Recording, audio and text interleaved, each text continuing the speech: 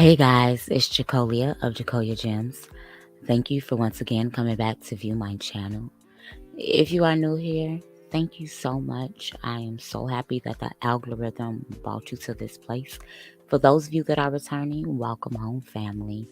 So, Shabbat Shalom, Shalom Ma Sabati. So guys, today I'm going to do basically a follow-up, a part 3 of talking about the creation story from different aspects. Today, I'm going to focus on making some ties between Hinduism and Judaism. And if you're new here, just to map out, I am a Hebraic woman, an Israelite woman, West Africa in origin, actually east if we go back to before we migrated, and all of the land that belonged to our ancestors. I do have an ancient mindset when it comes to a lot of things, far as believing that Pangea did exist before. I love to tie in historical aspects, go into archaeology, history, different cultures, and different religions. So if you're new here, go ahead and buckle up and prepare to learn.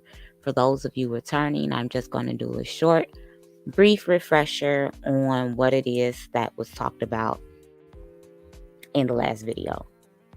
So in the last two videos, I began to use Aquaman as an example to explain what it is that the ancients believed about creation, about the world before the world. And in this, we began to see the opening scenes from Aquaman when they had this device, and it was identical to what we see today with CERN. And if you don't know about CERN, I will go into it a little bit. CERN is a particle accelerator that's located in Switzerland. There are many particle accelerators located all around the earth. But with this particle accelerator in particular, they are actually searching for something that they call the God particle. And it is said that every time this goes off, they get closer to finding what took place in creation. Genesis 1:1, when the earth was out, form and void.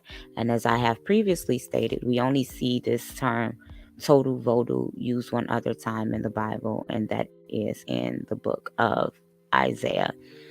So when you see this movie, they had this contraption that the civilization had a higher knowledge than what it is that we have today.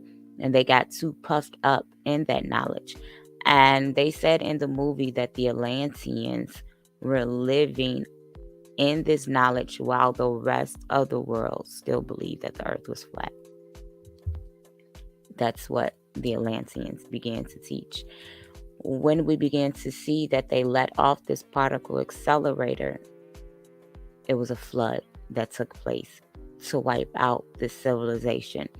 And they said that some of them adapted and began to reach a higher level of consciousness, while others of them became very barbaric. And this is where you get your underground, underwater, marine kingdom that we see not only in the Atlanteans world, but also in those who have flood stories all over the world, which is just about every civilization known to mankind. So when we begin to see the fact that the people that are working with CERN want to get back to that level of technology, a lot that I'm going to delve into on today will begin to make sense. In CERN, they have this goddess by the name of Shiva. And Shiva is the destroyer god. And this is something that's going to be very important. I'm going to link down these articles below, link down the previous videos that I did below, as well as these sources that I am going to be using on today. Now, when we begin to look at the book of Exodus, we see that the destroyer came amongst the Israelites during the Exodus, well, before the Exodus. when we were building up our very own Goshens in our home. Or as Manetho, the Egyptian scholar, began to say, a virus. And you guys really, really, really need to remember these terms that I'm using. Goshen means a virus. And Manetho, he's very important, as is Josephus, when it comes to lining up chronology between the Egyptians' analogs and the Israelites.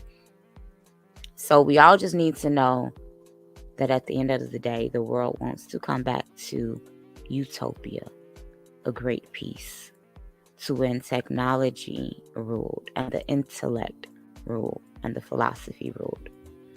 So I'm going to go off screen some. If you guys hear me taking pauses, I had oral surgery recently, so I'm still sore.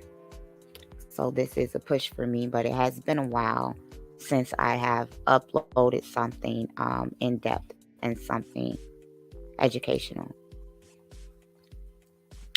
So let's see what we're going to go into first now. Dealing with Hinduism and Judaism, we're going to go into some videos that share some similarities. Now, I really want to share with you guys the origins of these people so that we can begin to see why similarities are shown, who they are biblically, and where we can find them on today. So I'm going to give you guys some history on Persians, Elamites, Babylonians, Assyrians, Shashua Yahweh, Midianites, Hyksos. Let's just do a little learning on today, just a little bit. So we're going to start off with Elam.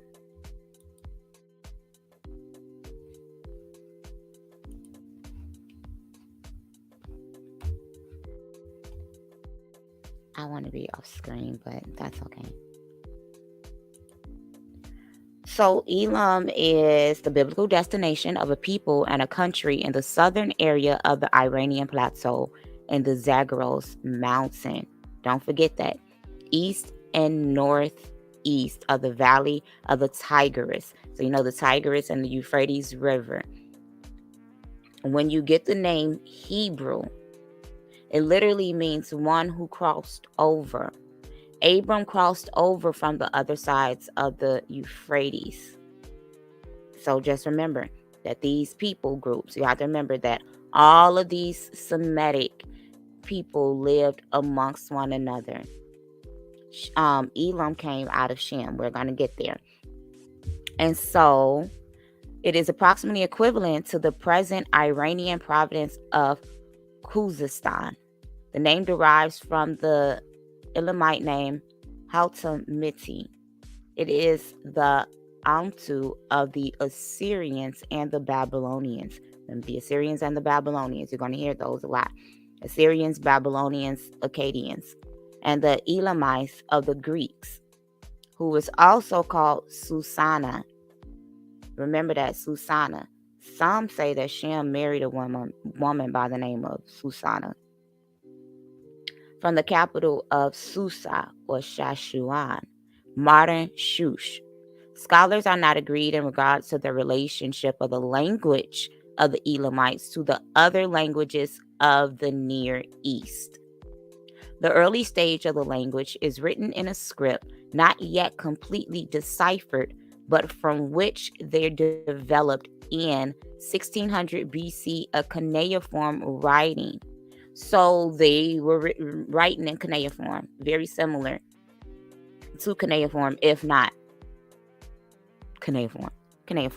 Cuneiform was used amongst very many Semitic peoples who inhabited Mesopotamia, the Zagros Mountains. So this was something that was spoken by all of the people that I just mentioned. It began to turn, gave away at the end of the 6th century BC to the Elamite adaptation of the writing of the Achaemenian Persians. So remember, the Elamite began to pick up on this non-Semitic language The history of the Elamites is known largely from the periods of other peoples, which makes breaks in its continuity inevitable. They cannot be denied. They are found in history by many, many people groups. The Greeks. We know that the Israelites went under Grecian captivity. The Assyrians. The Israelites went under Assyrian captivity. They began to pick up the language of the Persians. The Persians. The Israelites were in Persian captivity. We're going to learn on today, you guys. Early history. The biblical record traces the Elamites back to Elam, a son of Shem. Genesis 10 and 22 states this, as well as 1 Chronicles 1 and 17. This is why it is very important to be able to biblically and historically prove that the nations in Genesis 10 are the progenitors of the people groups, nations, languages that we see on today. Scholars classify them as non-Semitic, Caucasians. So you're telling me that a branch of Caucasians was birthed out of Shem. Do we not see? I'm going to have to drop some videos or do some videos on the Amorites who came out of Ham. And they look Caucasian and spoke an Indo-European language. The Sinites, who are actually Chinese, and they came out of Ham as well. The Hittites, y'all. You guys have to begin to know that birthed it out many nations. Birthed it out many nations. And so this is what they say. So they spoke an Indo-European language. They was birthed out of Shem. And they looked Caucasian. That's what this says, okay? And I'm going to make sure that I drop this down below. Archaeology and anthropology shed no particular light upon Elamite's origin, but it is clear that Elam was influenced by the Jemdet's Nas culture during the later period of the 4th millennium BC. The dependency culturally of Elam upon Mesopotamia that began in the early period lasted through their entire history. So they kept their Mesopotamian origins throughout their entire culture. Hang on to that. And so Mesopotamia record shows it in subjection to Sumer. Inanna, tomb. And you see how to spell Eanna, tomb? So if you hyphen that, right? Inanna is a goddess. And we're going to talk about that. Atum, right? Is that not the name of a pharaoh or a netter? I believe so. This further strengthens the influence of Sumer culture upon the Elamites. So you see the Atum, that's Sumerian, okay. And Sumerian culture influence. Elamite dependency upon Mesopotamia continued after homogeny in the Tigris-Euphrates Valley shifted from the Sumerians to the Akkadians. So the Akkadians began to come in and take over ancient Sumer. But they were not the original people that ruled. This happened under Sargon of Akkad. In this period, that the Elamites appropriated the Sumerian Akkad cuneiform script, which they produced their inscriptions on clay tablets and stones. Elamites from Susa participated in the building of the temple of Gudda of Lagash. So I have some scriptures in my phone, you guys, to begin to talk about these different captivities. And I'm going to possibly go into them. If not, I'm just going to let you guys know the Book of Kings, the Book of Chronicles talks about Sargon, and I'm going to probably touch on it just so that we can have some scriptures in this video, because that's what's important on this Sabbath. So the time of the Elamites' history, the rulers of the country were known as governors and not as kings in the Mesopotamian sense of the term. We did not have kings as Semitic people. That's not something that we had. When you begin to look into the Bible, Chaku Okike Ombiamba, or Yodhe Wave, the Most High Power of Abraham, gave us unto Yod-Heh-Waveh. He was to be our king, and Michael was to be our prince. And then we had tutelary rulers, Melech, messengers, who began to war on our behalf, who began to take words of prophecy back and forth, who began to heal, deliver, set free, be a light, a guide, a pathway. We wanted to be like the other nations. We were governed by our prophets, by our priests, and by our judges. Let's continue. So the rulers of Elam were actually feudal lords who were considered to be representatives of Inanna, god of Susa.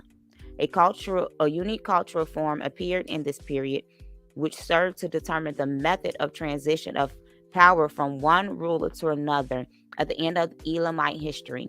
This was the principle of matrilineal succession, in which the throne was hereditary through women, so that the new ruler was the son of a sister of a member of a previous family, of a previous ruler's family. This is Babylonian, because we have to remember that all of these cultures, whether it was, we have these religions now, and these religions separate people groups that are family, that are related by blood and by custom and by origin. It's very important to know that the Israelites, the Mediumnites, your Arabs, basically your Islamics, your Hindus, your Buddhisms and Jainisms and Zoroaster, like all of these people groups are related. And all of them was in Babylon, worshiping and keeping the same customs. And so when we begin to put the woman and trace the roots of Judaism through the woman, that's Babylonian in practice. And we're supposed to flee away from Babylon. We're going to see how these Babylonian rules have had an effect on our culture as Semitic people. If Yod-Heh-Waveh came, well, your fathers didn't know him by that name. What's his name? El Shaddai. If he came and he began to say, come on, flee, cross over, become a Hebrew, you're supposed to leave all of those customs behind. So this feminist movement that we see, I'm going to hold off on it. The power of Elam spread into Mesopotamia under King Kutur-Magog, who made Rem Sin. And remember, Rem Sin is actually a moon god. Take some notes, y'all. Sin is a moon god. King of Larsa, and through him controlled southern Babylonia as far north as Babylon. Larsa fell to the first Amorite dynasty. It's very important to know that the Hyksos were Amorites. And after we read this, we're going to go into who the Amorites are. We're going to talk a little bit about the Hyksos. This is a refresher history lesson. We got our smart people thinking cap on today. Okay, so Amorites, Amaru Tabbits, Ammisaduqa. Do we not begin to make some type of familiar traits and etymology to languages with people groups? Can we not begin to ascertain that some of the Native Americans, the Amurus, were Amorites, were Babylonians? And we're going to prove that on today. We're going to prove it. And so let's continue. They're talking about the classic period begins in 1200 BC, when Elam began to gain independence and reemerge as an international power. A succession of capable kings expanded Elamite power and an invasion of Babylon. And this is very important, and we're going to see why when we get into sources and scriptures And so it begins to talk about Babylon was made a satellite of Elam. Elam in the Bible, we're going to go down because this middle right here, we're going to get into that. This is talking about, well, let's just read it because I already mentioned Sargon II. So come on. The Babylonian Chronicle mentions Elam as an independent state in 742 BC. And so 742 BC, in the Bible, this was talking about Assyria, the Assyrian. And it is described in the same way in the inscriptions of the Assyrian kings, Tiglath-Pileser III and Sargon II. The Assyrians demonstrated great diplomatic skill in playing the various claimants to the Elamite throne against each other. Elamite inscriptions began with Shutruk Nahumte II and are important supplement to the Assyrians' inscriptions. The Elamites cooperated with the Babylonian rebellion, Merodach Baldan, a decisive victory over Elam.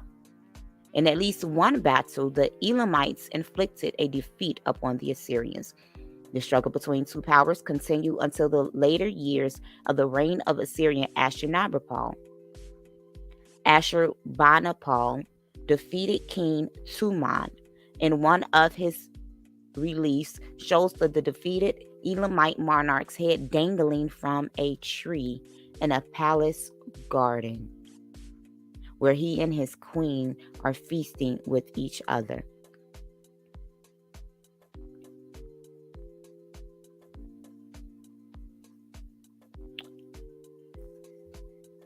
Can we talk about trees and ornaments and lynchings and beheading? This was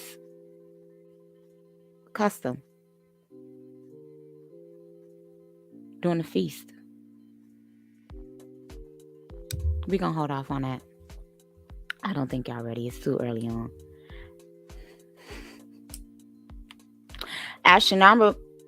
Ashurbanipal placed a puppet upon the throne of Elam, but he proved disloyal with the result that in 640 BC, the Assyrian monarch invaded Elam, sacked Susa, and reported many of the population to Sumeria.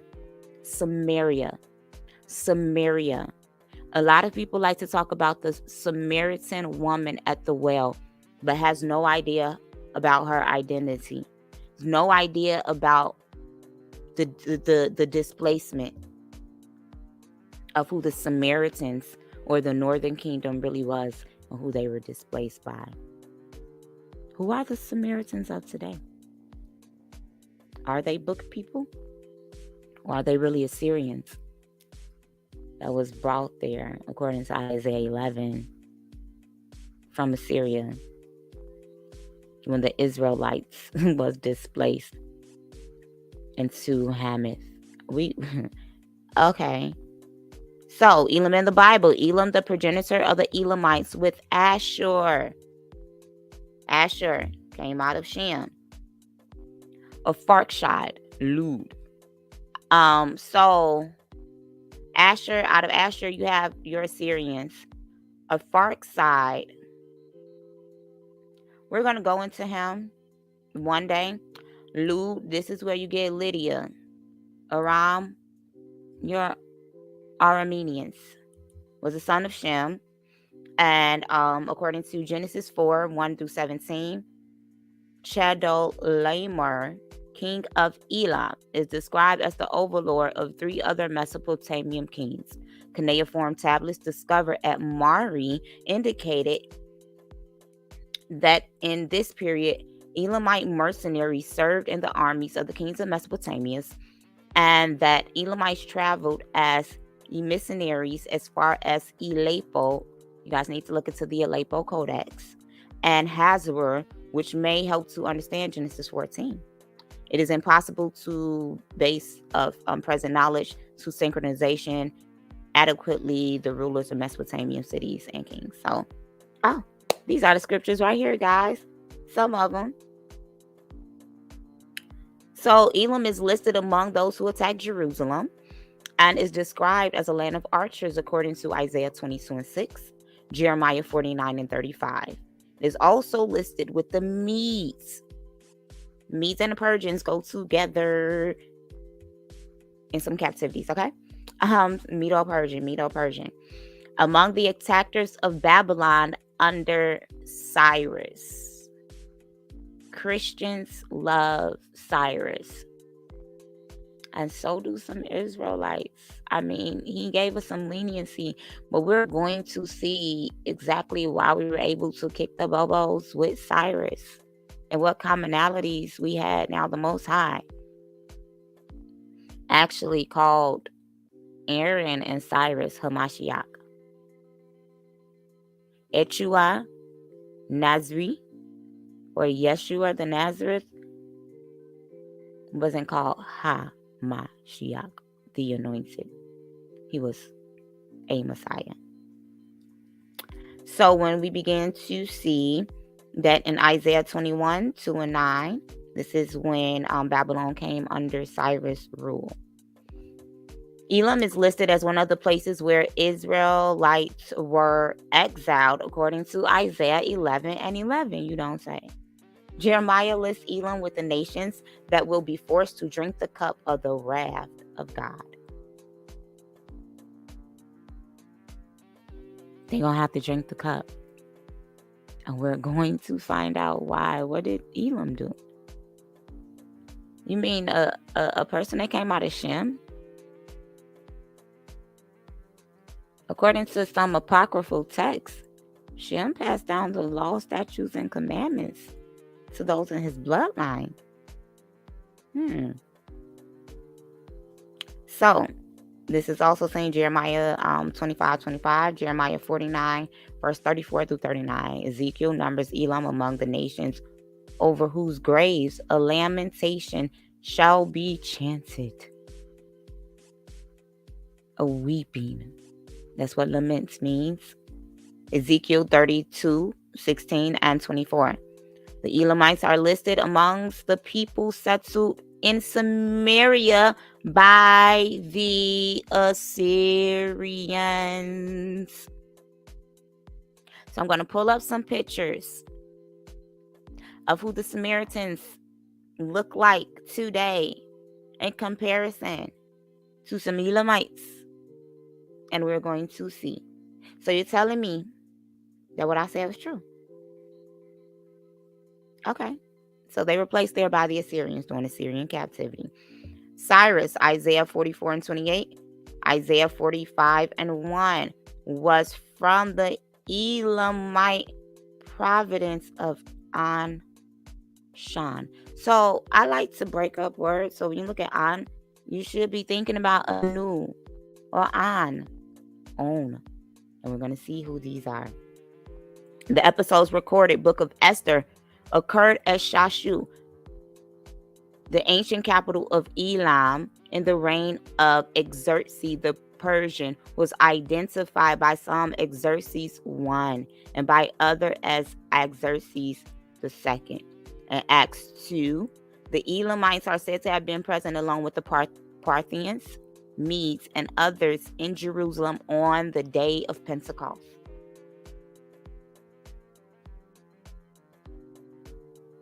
And why is this?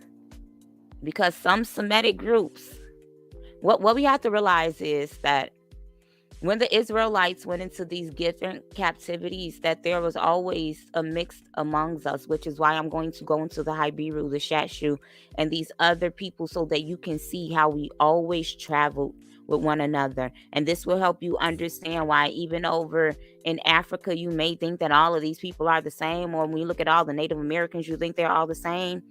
No. These are Hamites and Shemites amongst each other.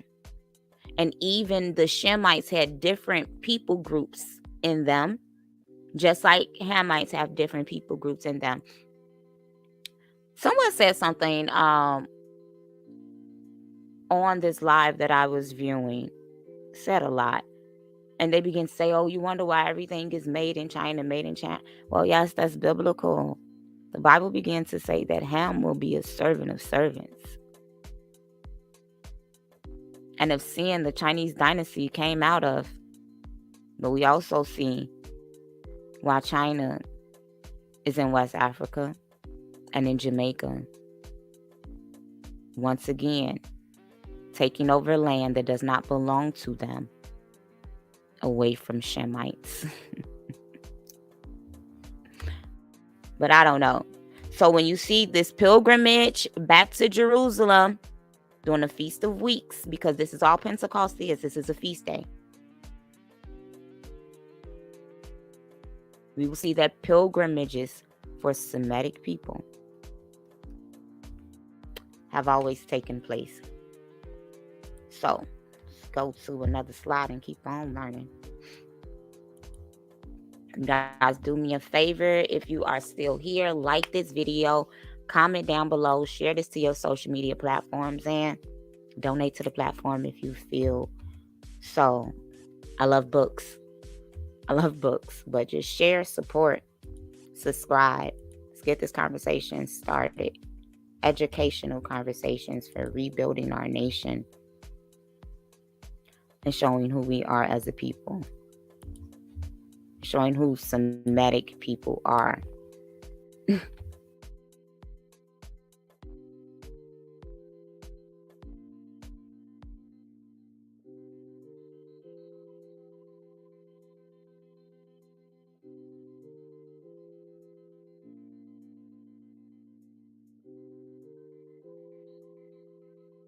That are closely related to Persian. The ancient Persians were originally an ancient Iranian people.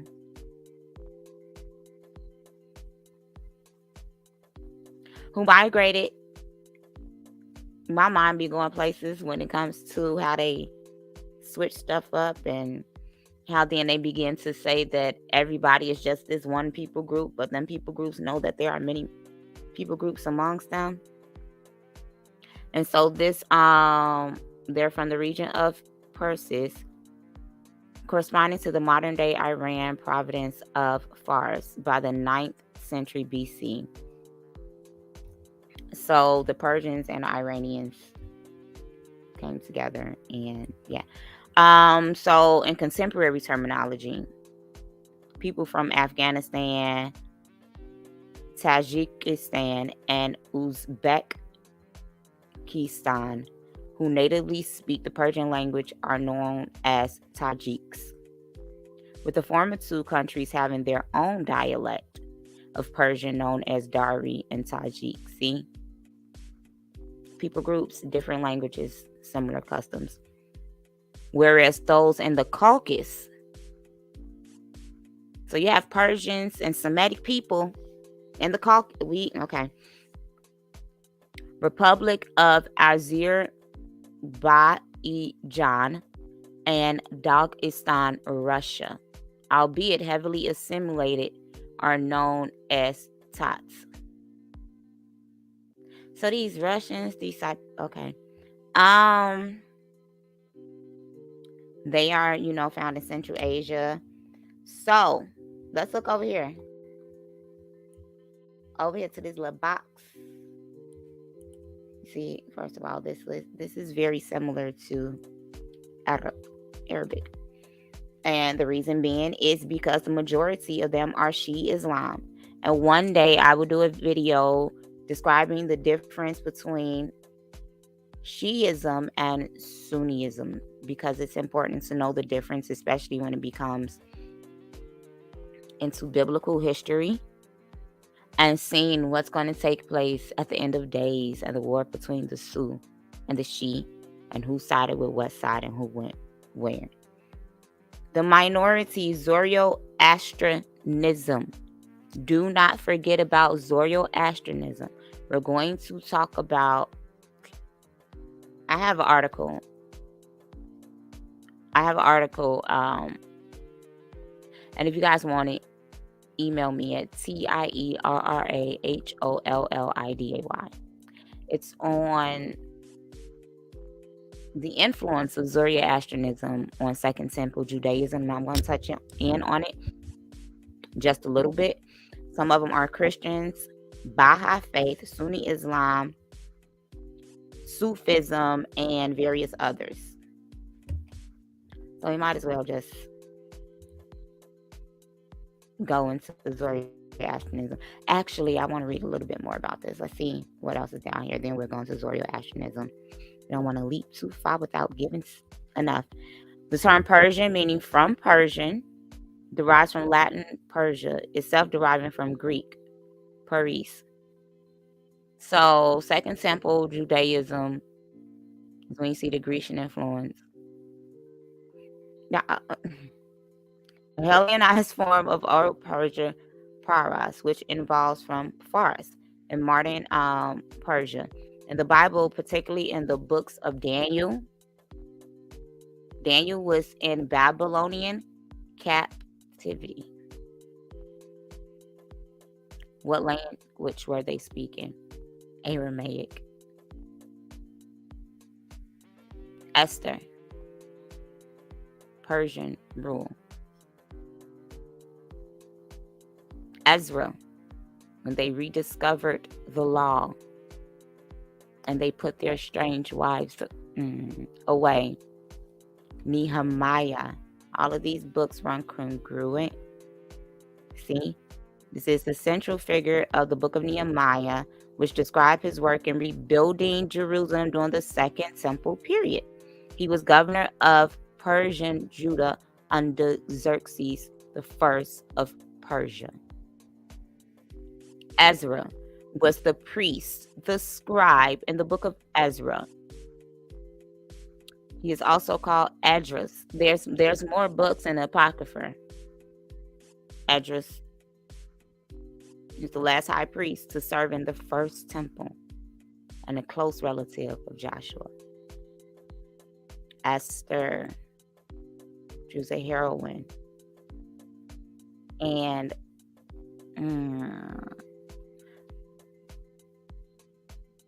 I'm not going to go too deep on, because some people don't find the book of Esther historically, I don't want to say important, but we're going to see why some customs in Esther people are just like, we don't do those. We're going to get into a lot. A Greek folk etymology connected the name Perseus.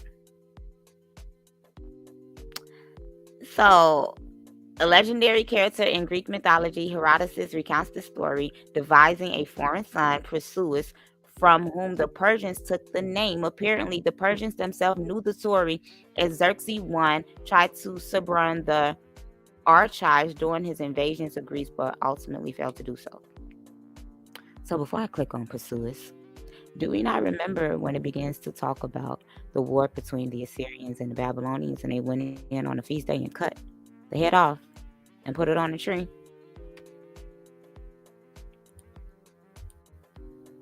So let's see who Perseus is, who they say, according to mythos.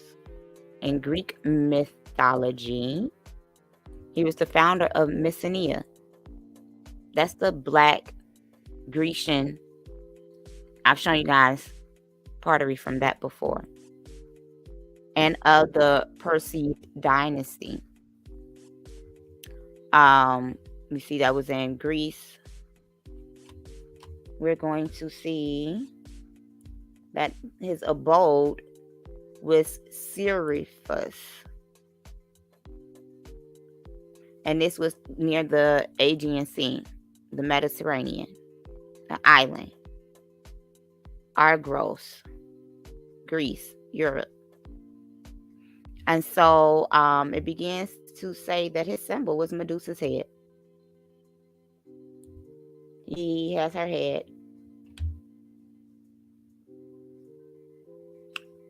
in his hand. It said that it was an altarpiece. And so I'm going to link this down. I just think that's very interesting to me. These links pursuers might be derived from to waste, ravage, sack, destroy. Sacker of cities. And remember, we named Amorites, Hyksos. Pursuers was the son of Zeus. Zeus links to Jupiter. It's so much, you guys. Here we go right here.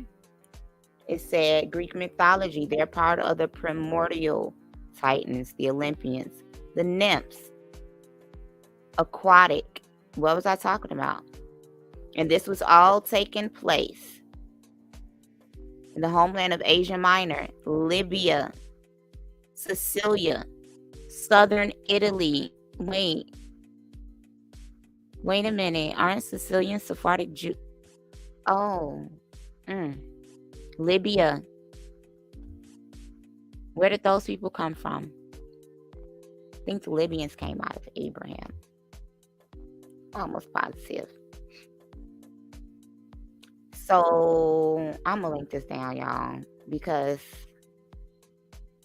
this is a lot of stuff. It begins to talk about, okay, when he overcame the Grogan, when Persia was grown, Polydectes began to fall in love with the beautiful Dani. Where do I want to go? So he had a large banquet. With each guest was expected to bring a guest. Sounds like a wedding to me. Oh my goodness. He wanted horses.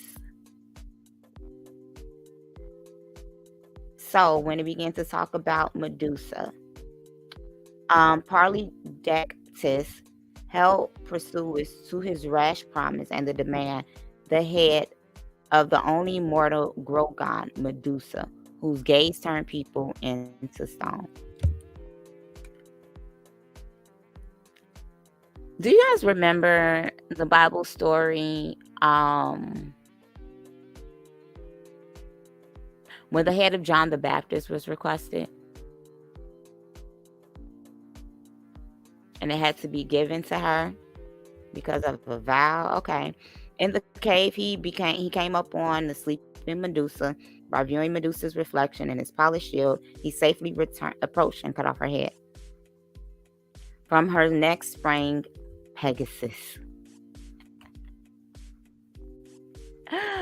He who sprang, that's what it means. And Chrysaor, sword of gold, the result of Poseidon and Medusa's mating. Poseidon. I've talked about this, you guys. Poseidon, son of Sidon, Tyre, and Zidon, tying it into the Atlanteans, tying it into Dagon, the mermaids. But now we see that Poseidon and Medusa had offspring, and the other two Grogan pursued pursuers, but wearing his helmet of darkness, he escaped. From where he proceeded to visit King Atlantis, who refused him hospitality, and revenge pursuers turned him to stone by showing Atlas the severed head. So he walked around with this woman's head and used it as a weapon. And King Atlas, we talked about Atlas before. He was the god who upheld the world with the power of his hands. Is that not a song that we sang in Churchianity? I don't know. Maybe I'm tripping. So we said we were going to go into Zoroastrianism. It's so much history. And I'm a geek, so just bear with me. So Zoroastrianism.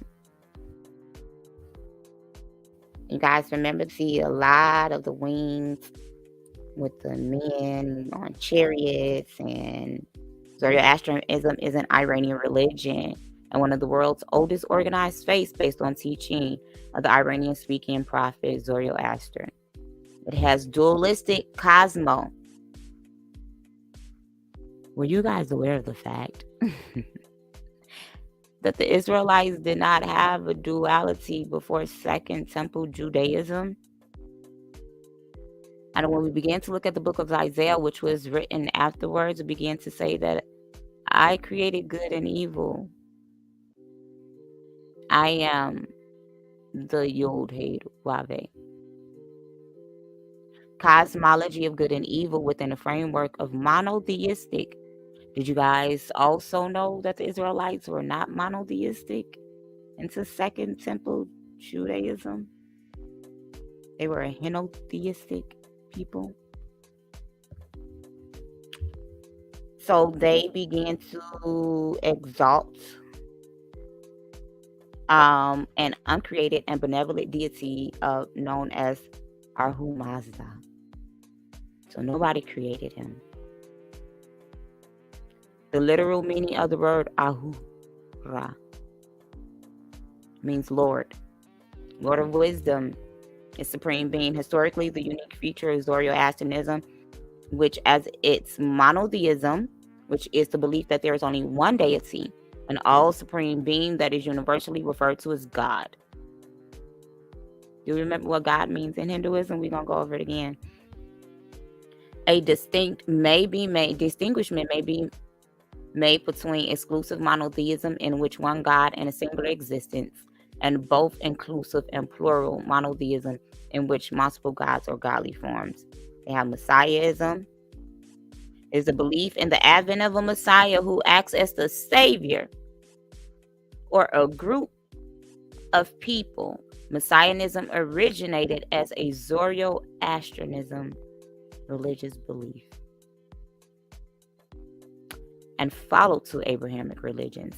But other religions have Messianism related concepts. Religions with the Messiah concept include, I'm gonna link it. So when we began to say, because some Israelite people still teach in a lot of Christian ways, and they began to worship Yeshua Nazri, even though he instructed us not to worship him and to worship Chukwu Okike. We've turned him into a sun deity by going to church on Sundays. We've hung him on a cross. We've caused him to be the rising and the falling God of 3 days, Tammuz. We venerate him on Christmas. And we say that he's coming back. And we're going to see where we get all of these customs. What we failed to realize, people of the Most High,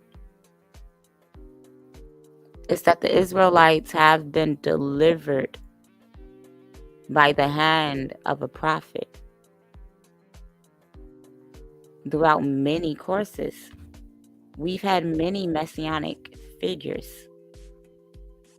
but none died for our sins before we got to the teachings of who the world calls Jesus Christ. They believe in free will. Free will is an important part of the debate on free will in general.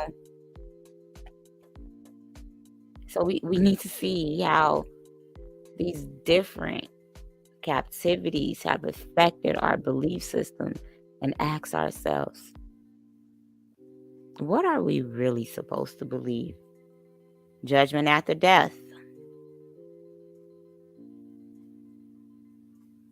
In an afterlife in which one's deeds and characteristics in life determine either punishment or reward is a central thing among many religions. The concept of heaven.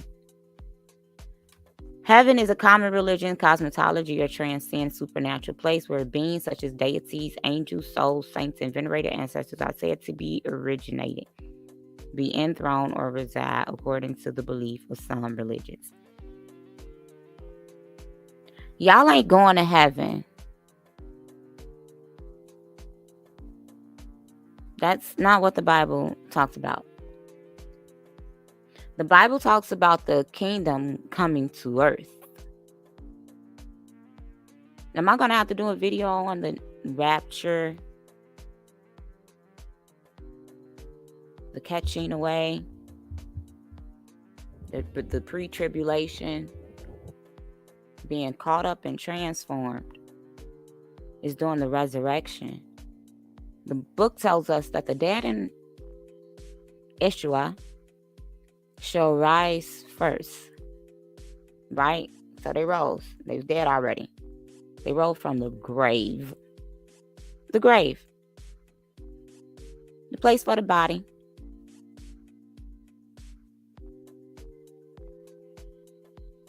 They rose up. Dead in Christ shall rise first. Then those who remain, who serve.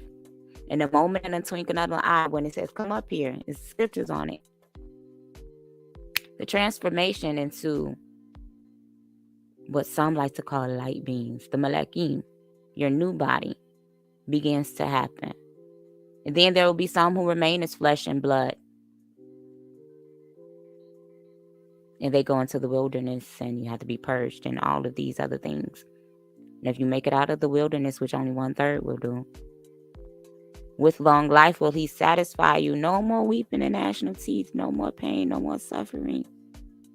The old man will be counted as young, and it's a hierarchy. But this is only after war and chaos and destruction comes. So for those who are crying, peace, peace, peace, peace, woe, woe, woe. The utopia is Babylonian. Hell. In religion and folklore, hell is a location in the afterlife in which evil souls are subjected to punitive suffering, most often through torture as eternal punishment after death. Religions with a linear divine history often depict hell as external destination. The biggest examples, they probably talking about when Christ went down into the grave to lead captivity captive and gave gifts unto man. It's a lot to be said about this topic in particular. What I will say is that the suffering that I read about in the Bible, in the lake of fire, were for specific people. Beast, the false prophet.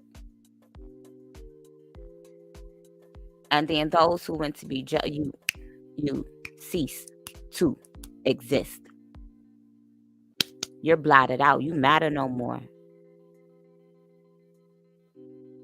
Where do we get these concepts? Angels and demons and... Now, other spirits do exist. Let's begin to talk about Gnosticism. Not going to touch that on today. And Northern Voodooism. And Greek philosophy. So all of these things have something in common. And so this begins to talk about how Zoroastrianism was a direct result in the Arab Muslim conquest of Persia. So you're going to see some similarities between the Arabs, the Muslims, in India, Iran, and North America. So I think I'm about to play a video.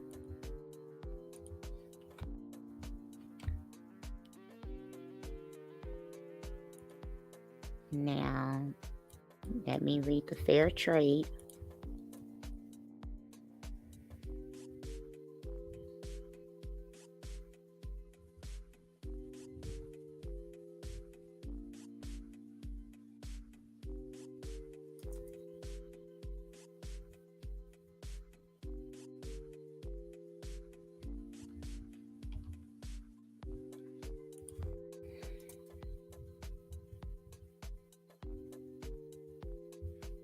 Now they like to copyright. Can I find it?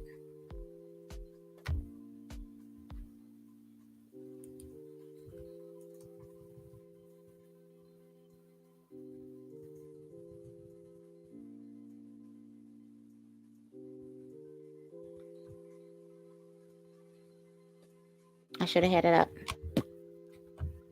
We're going to continue. I'll drop it down, link it in before my video. If I don't get copyrighted. But this is for educational purposes.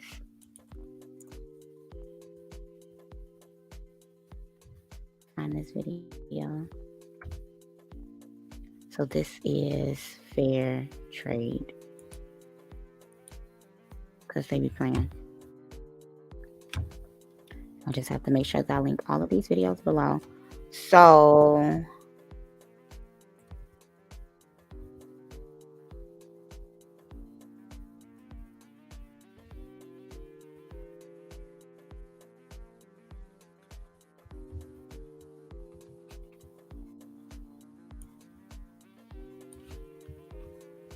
it's quite a few videos.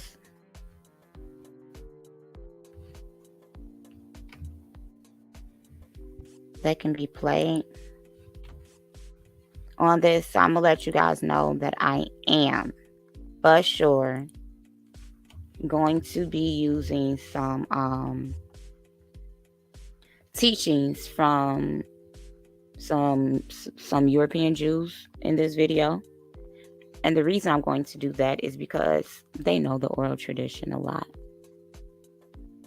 So they know a lot about the similarities between these practices, because converts have studied the law. The Bible begins to tell us that he's going to make us jealous with a nation that wasn't a nation. So for us to kick against converts, we kicked against what our ancestors did. They converted these people to the Jews' religion. I'm going to let this play. I'm going to start from the beginning.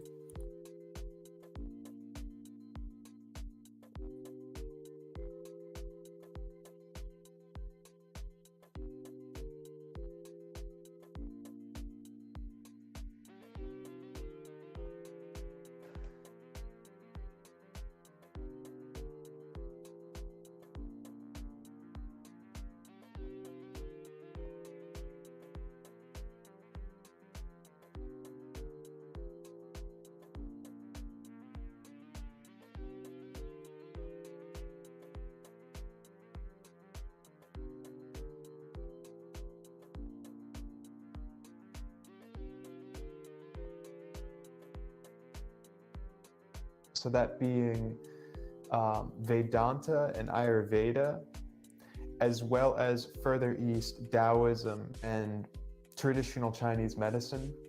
There are strong influences from Jewish or pre-Jewish Hebrew Israel.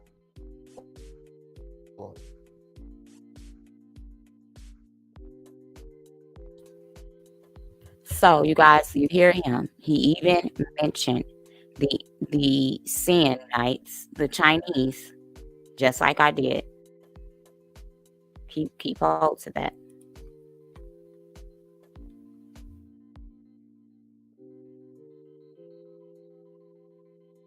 And understandings, spiritual insights, and which are now being proven out as scientific insights. I'm speaking, I mean, just to say that, you know,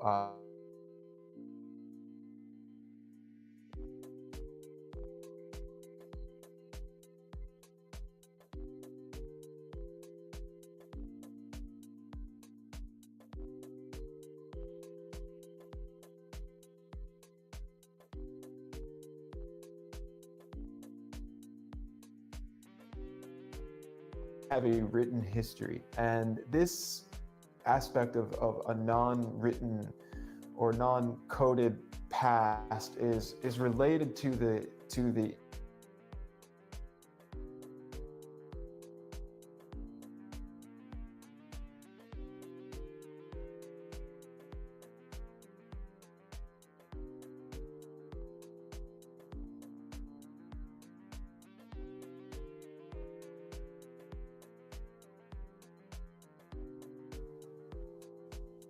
spiritual world.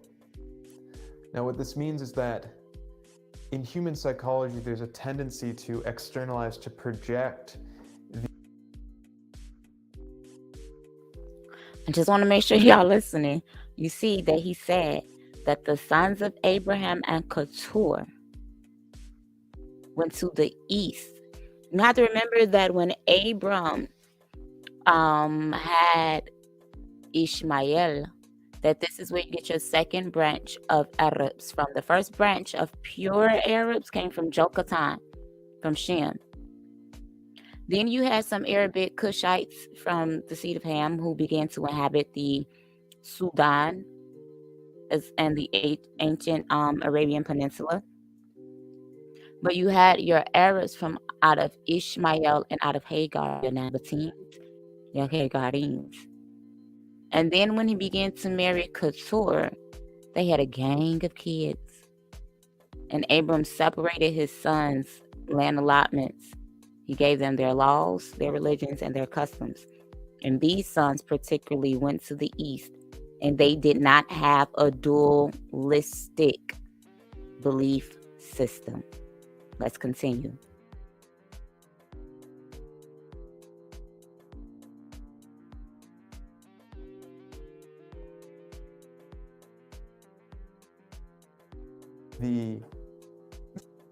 And create a cosmology that contains a multitude. But it's possible to reach a psychological state where it's seen that there is a supraordinate function, sometimes referred to as the greater personality by Edward Edinger, fantastic second-generation Jungian analyst. And that greater personality is like a singularity. So you can think of a multitude of complexes and then a singularity that brings them together. And this singularity is sometimes referred to in Christian-centric thought or philosophical thought as the logos. And in Judaism, of course, it's the central premise is the superordinate factor of this one. And so in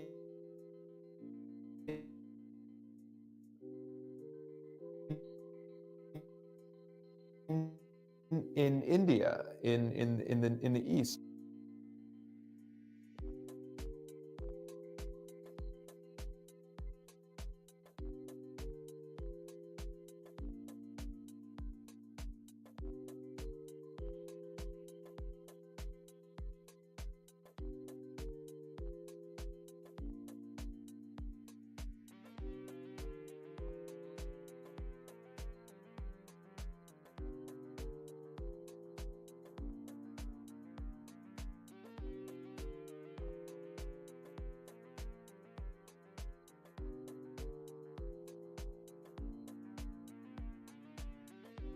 to sort of what you would think of as what Abraham would have put forth to his sons.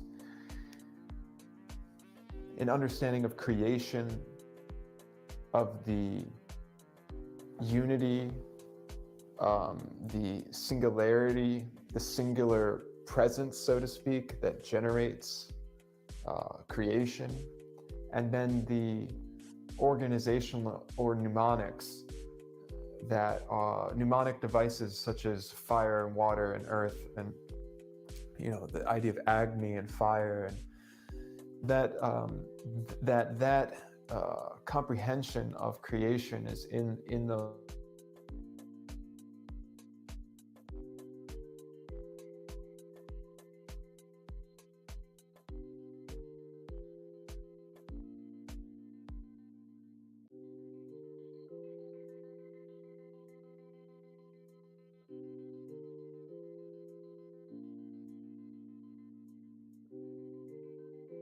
about the soul, so that this world is right subordinate to the spiritual world, which is superordinate.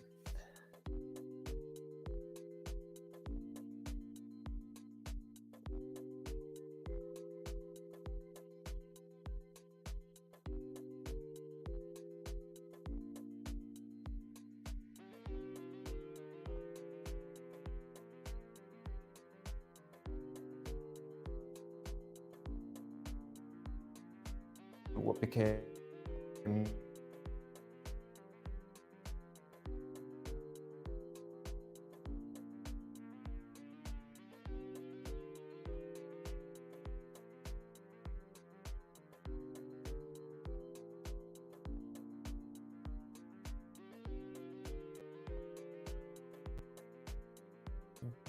so that Abraham becomes Brahman and Hebrew becomes Hindu. There's these etymological things. Regardless, you'll see the covering of the hair, you'll see the beard, and the practices, the understanding of quality, especially when it comes to meat and meat consumption, vegetarianism and emphasis on the sanctity of food and other, bodily related things. And that gets into the school of Ayurveda, which is also very ancient in India. And of course, like in all areas of the world, in China as well, and Tibet, there were shamans prior to the introduction of these ideas. There was shaman culture, which is just a loose term for intuitive people who looked for medicine healings and used stories to heal. But the movement of Abraham, who was this genius beyond genius and, the earliest of real Hebrew prophets, the introduction of his codified books, books are codification of understanding of the author into the East, really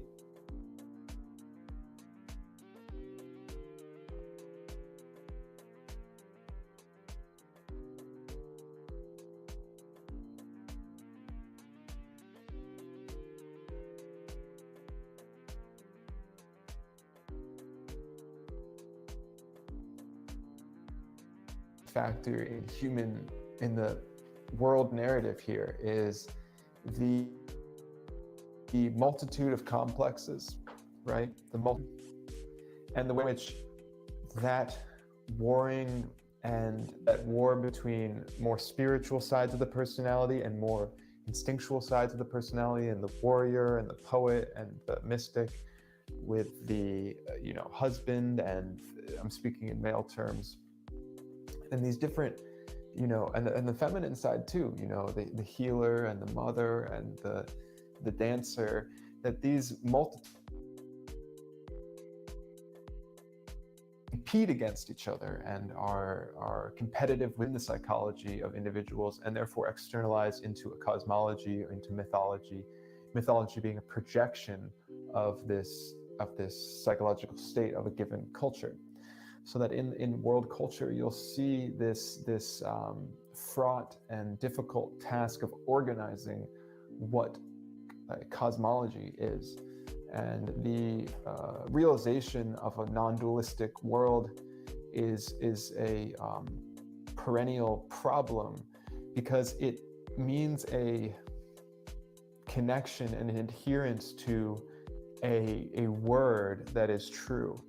And that single word also connotes a judge. And that judge means responsibility. And responsibility is connected to consciousness, to a moral position, not only within one's own thoughts and one's own inner world, but also in the interpersonal and social world. And being responsible, being morally responsible, is difficult. And that difficulty, that strain on the ego, that means the conscious part of the personality, and the strain of responsibility is something that's resisted. And so, just to tie in things here, the art, the Western art in relation to these spiritual ideas, is a way of reconciling opposites. And so I talk about the Jewish intellect, the Black woman, Black dancer, and the Greek beauty ideals as opposites that need to be reconciled. And we can also introduce the Indian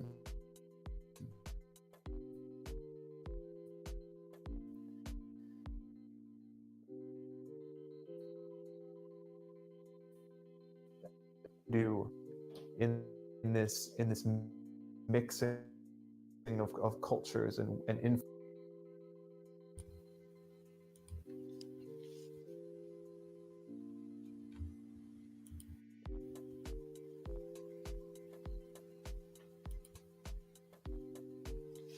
Can we acknowledge how he just said something about the black woman in the midst of all of this? And how the black woman and the dance of the black woman needs to be integrated into Judaism and Hinduism. I think that was very interesting. But let's continue. They know. They know. So he begins to talk about the Jews in India.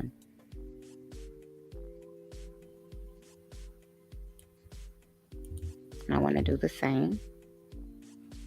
But first we have to see. We saw how they got over there. Was that enough scriptures for y'all? Then I talked about the Assyrian captivity. Was that enough scriptures?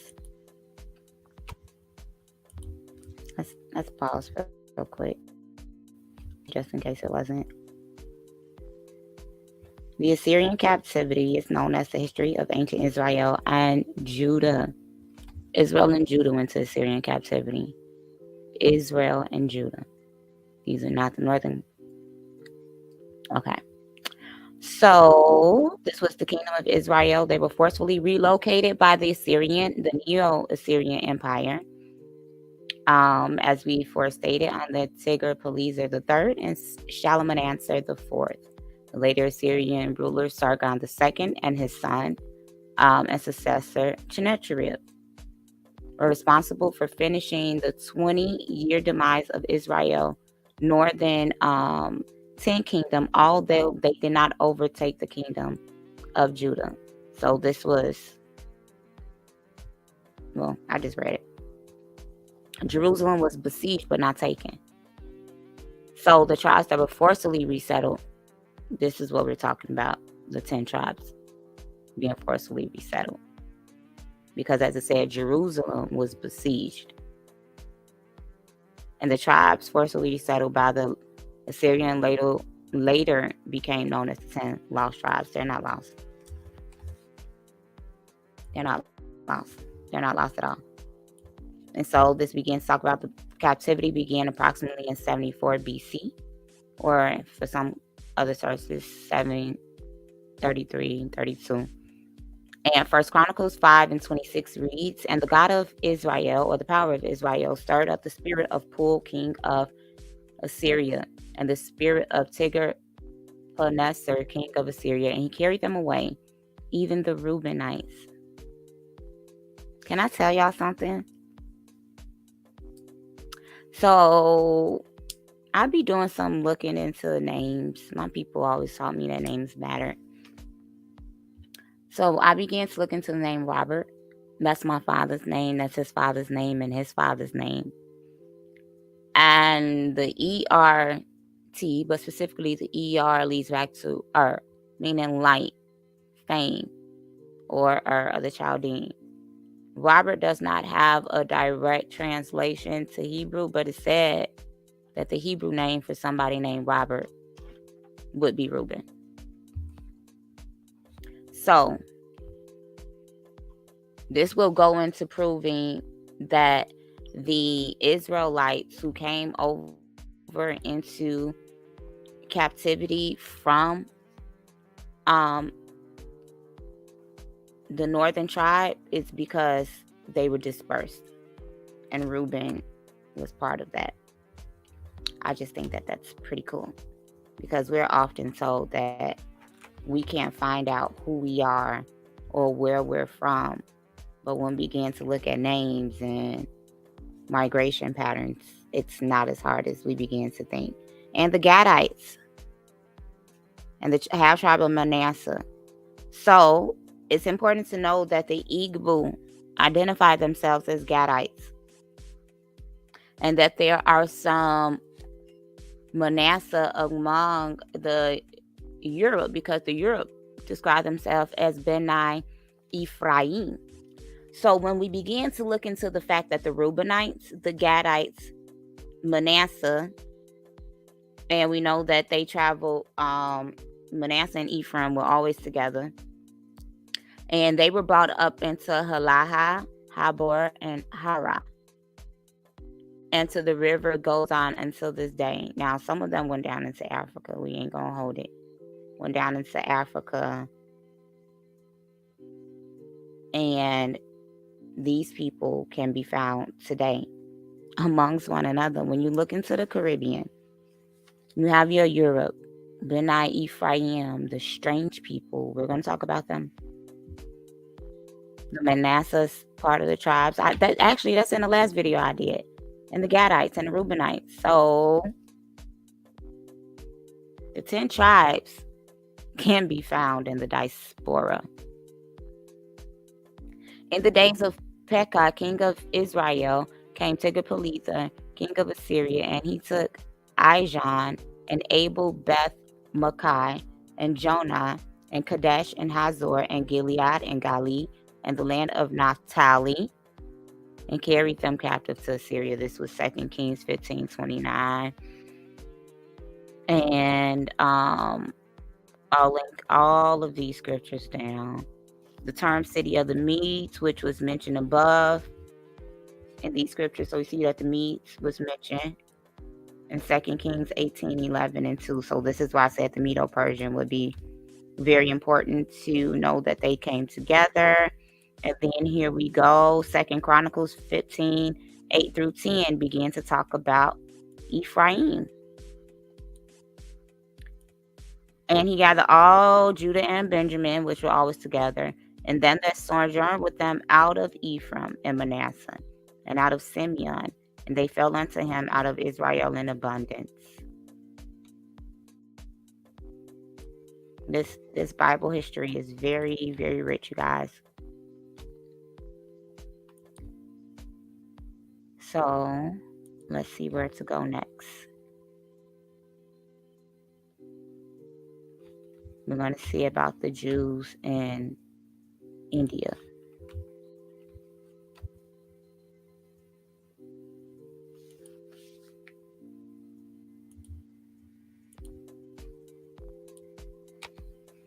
So that we can see where the similarities come from and prove that these people groups dwell amongst one another, even today.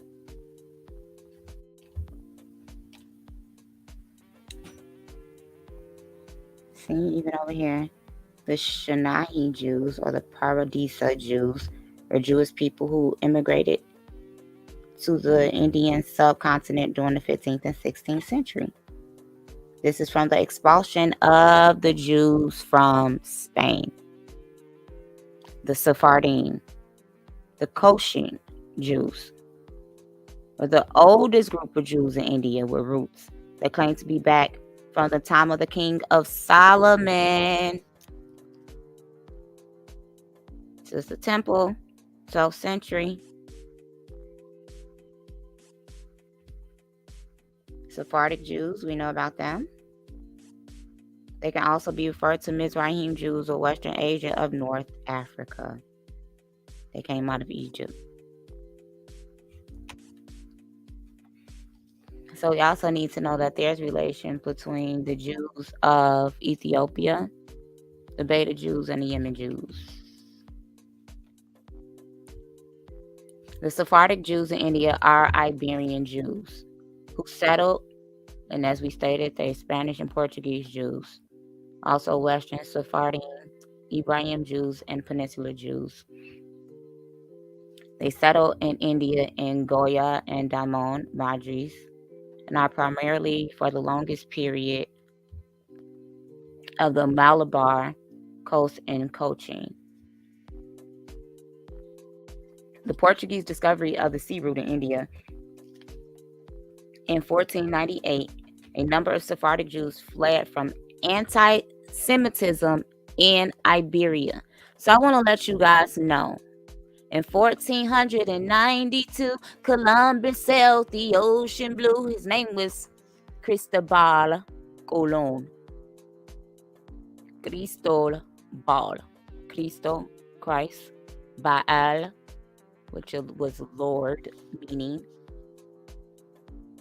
or a god that was worshipped by the Amorites, the Babylonians, the Assyrians, the Israelites, the Canaanites. Colon was a Spanish Portuguese last name. It is said that he was a Marano, a Sephardic Jew, a converso, forcibly convert to Catholicism, privately practicing Jew. So in 1492, at the expulsion of the Jews, we also have to know that not only did Israelites and Moors come into the Americas on their boats, some free, some rulers, other indentured servants, with some other conglomerate people, which would be the mixed multitudes, the prisoners, and so on and so forth, the converts amongst them. They also went into India. So when we're told that Cristobal Colon came over to the New America, because they never been here before, that was a lie.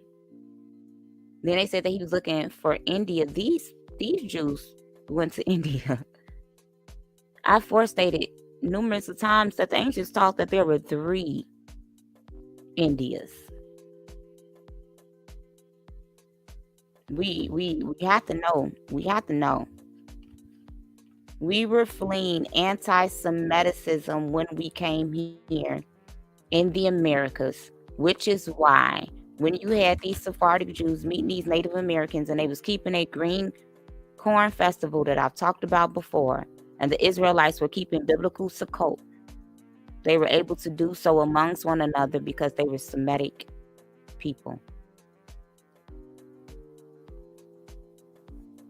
And they said that this lecture is found in the Library of Congress. The Persecution of Jews and Muslims, which was dated on December 5th, 1496, King Manuel. Isn't the book of Proverbs written, oral history, from a mother to her son, King Lemuel, handing him down laws of wisdom? So Portugal signed the decree of the expulsion of the Jews and Muslims to take effect by the end of October of the next year. Do you guys know that our important feast days are always days that we get attacked on? Do you know how many feast days lie and fall in the fall? Or are there some Hindu feast days in October? I wonder. So they talked about a notable Jewish population existed in Portuguese India colony. See, look. The Jews were of B'nai Israel, also referred to as Shaniva Tali, or native Jew caste, are the communities of Jews in India. It has been suggested that they are descendants of the 10 lost tribes via their ancestors who settled there centuries ago. This lines up with Bible. So that Negro-only doctrine, yeah, they're Negro in their core, but they're not going to look Negro. All skin folk ain't kin folk. And everybody that look different from you are not different from you. We have to snap out of the indoctrination, even in the Israelite community. The colony of Basine, or Vasi, is very interesting to me because there's a Bassa tribe in West Africa who are practicing Jews. They had their own synagogue and enjoyed freedom. When the Portuguese took over Goya, crypto Jews from Portugal flooded in large numbers. That's what I told you guys. They were hiding. So this explains the Murano factory. It also begins to talk about the Yemen Jews down here. You guys, it's so much Israelite history. So when you come across some East Indian people and they just as dark as you need to ask them, who are your ancestors? Are you Semitic? Who were those Hindus or those East Indians brought over into slavery, causing the Native Americans to be called Indian? Were these more Israelites? I wonder. That's a good question, huh? Let's see what's next for the learning on our way to learning.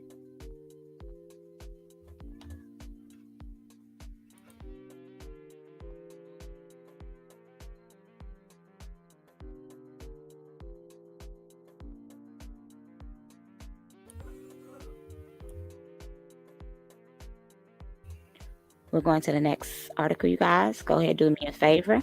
Like the video, comment down below, share this to your social media platform. If you have any books, any sources, any articles, any other topics you would like to see me cover, please do let me know. Let's continue. Let's see. Let's go here. Zoroastrianism and Hinduism.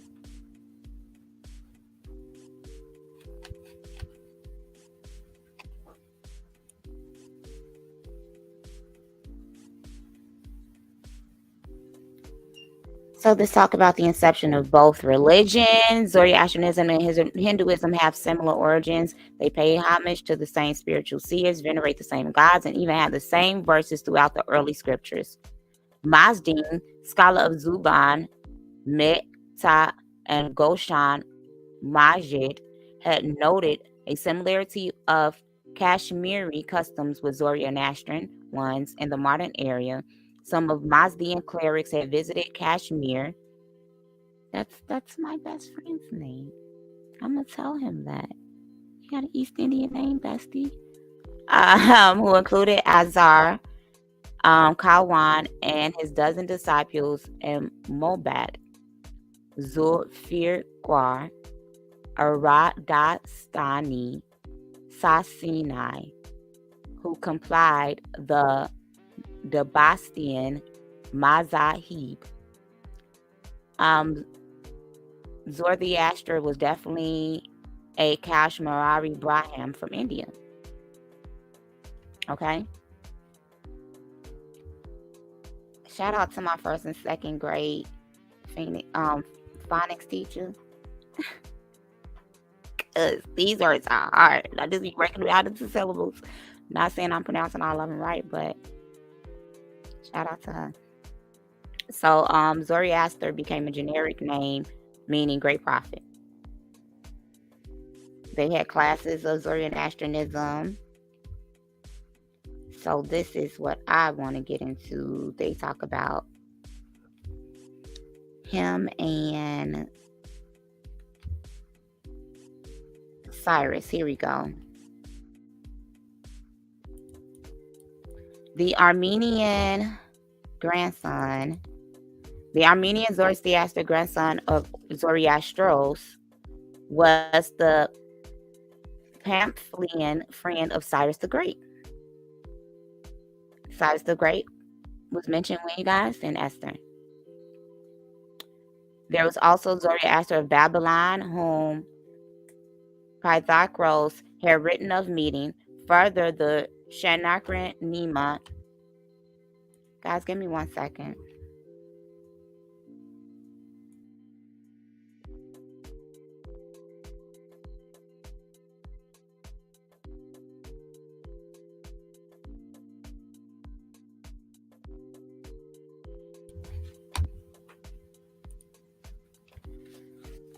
My apologies.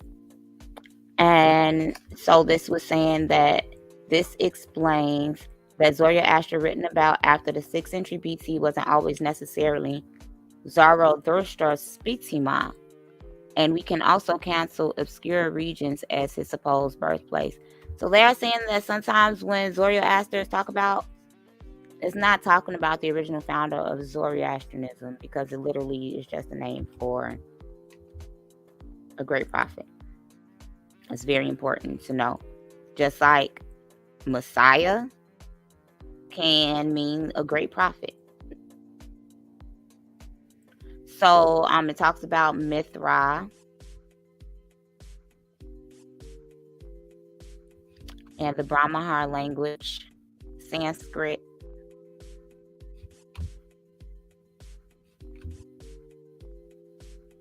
I was reading an article earlier. This is showing the similarity between the words, you guys, Sanskrit and Avestan. I don't want to butcher these, but as I don't know if you can see the screen really, really good. We can say that God means Deva in both. So when y'all daughter of Oshun tells you that Diva is a female version of a hustler. Okay. Okay. That's what they say. Maybe we should look up. Whereas the root of Avestan word Deiva is De, meaning God, and Deva, it is Div, which means light. So goddess of a light. Zoroaster wrote in his Gothos, Diane Paru Ru Ye De Ahara. Hence the word for the religion in Avestan is Diana. I'm going to link this, you guys. This is their Supreme Lord. Vedic Sanskrit.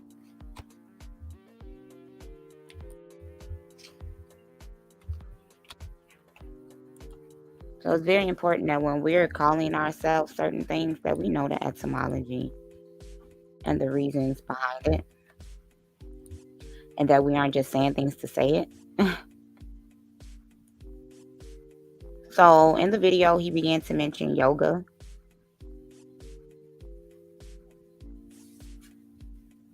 And so what I'm going to do first is, let's do this. Yeah, let's this. That just made me a little excited. Because we talked about the Midianites, and remember the name Susa, Suzan, the places Sasu. Let's see how this ties into the biblical narrative. The Sashu from Egyptian Shashu were Semitic-speaking cattle nomads in the southern Levant in the late Bronze Age to the early Iron Age, or the third intermediate period of Egypt. They were organized in clans under tribal chieftains and were described as brigades, active from Jezreel Valley to Ashkelon and the Sinai. So remember, guys, when the group of Semitic people were being called bandits, and it was meaning to waste and things like that. Keep that in mind. Some scholars link the Israelites and the Yah and Yohewave with the Shashu. And so the Shashu was depicted amongst Ramses II. Some scholars have a late Exodus during the time of Ramses for the 13th century. Some believe, 13th dynasty. And some believe it was the 19th dynasty. The names, those who move on foot, to wander. And Semitic word meaning to plunder. The earliest known reference of the Shashu occurs in the 15th century BC, listed amongst the people in the Transjordan region. Who's in Transjordan? Oh, that's the southern Levant.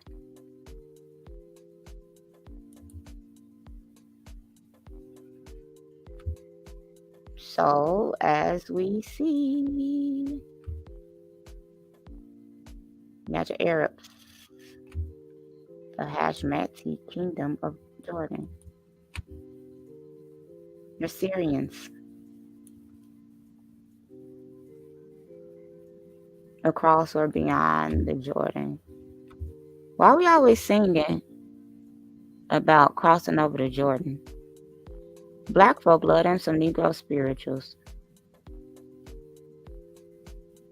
Love them some Hebrew spirituals. So the Shashu, they talked about it here, were Semitic-speaking people, cattle nomads, and this was who was in this region. You guys see right here? The Armenians emerged as well as a dominant tribe. We spoke about them. The Transjordan Hebrew tribe. So you see, the Hebrews were here in Transjordan, and so were the Shashu. The book of Numbers 32 tells us about the tribes of Reuben and Gad. How they came to Moses and asked if they could settle in the Transjordan. So this began to show you, and that half a tribe Manasseh. So these people always moved amongst one another. And those that are in the Transjordan region are the same that were taken into Assyrian captivity. Line up on line, precept on precept. So this is why when they went into Morocco, went into Spain, and then they came back into Canaan, the land, Palestine. That's what they call it. That's really Philistine. Palestine is a Greek word, transliteration. And when these Jews came back and they want their land, not talking about the Balfour Declaration in 1948. I'm talking about the true war between the Arab, which we roll up here, and what they talk about, the Arab revolt. The Transjordan was included under the jurisdiction of the Ottoman Syrian. You see that? The crescent moon and a star. The Ottoman is mostly Islamic. The Arab revolted against the Ottoman. And now it's mostly Islamic, but you have to remember what I guys told you, that it's a war between the Sunni and the Shia. But also the Ottoman originally was being ruled by Catholics. Oh, so we see what did I just tell y'all? After the Jordan and annexation of the West Bank following the 1948 Arab and Israeli war. Let's go here. I want to be abundantly clear that Chukwu Okike Onbiamba made a promise that he will regather his people supernaturally. Yes, some people, as always, we saw that Ephraim and Manasseh, I believe is in the book of Jasher, and in the book of Jubilees, they left Egypt early. They just said they went to Moses and they asked Moses, can we go here? So you do have some who have returned home. But what we must realize is those who were for Zionism wanted to create the state of Israel in 1948. But those Israelites who did not want to do that is because they were waiting on prophecy to be fulfilled.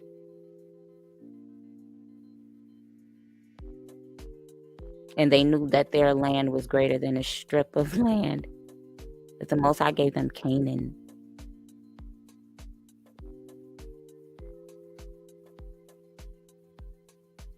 In 1948, or the first Arab and Israeli war, was the second and final stage of the 1948 Palestine War. The Palestine War was fought in the territory of what had been, at the start of the war, British-ruled Mandatory Palestine. Why is Britain in Palestine, in Africa? It is known in Israel as the War of Independence, and in Arabic as a central component of Nakba. It formally began following the end of British mandate for Palestine. The end of British mandate for Palestine was formally made by way of Palestine Bill of 29 of April in 1948. At midnight on May 14, 1948, the Israeli Declaration of Independence had been issued earlier that day, and a military coalition of Arab states entered into the territory of British Palestine. The Britons promised some of these Arabs that if they fought with them in this war, that they would give them Palestine. And that's not what happened. That's not what happened at all. So the war over the Sinaian Peninsula, southern Lebanon, all of these areas, it has to do with spiritual aspects and the wars that was taking place in the Bible. That's what all of this is.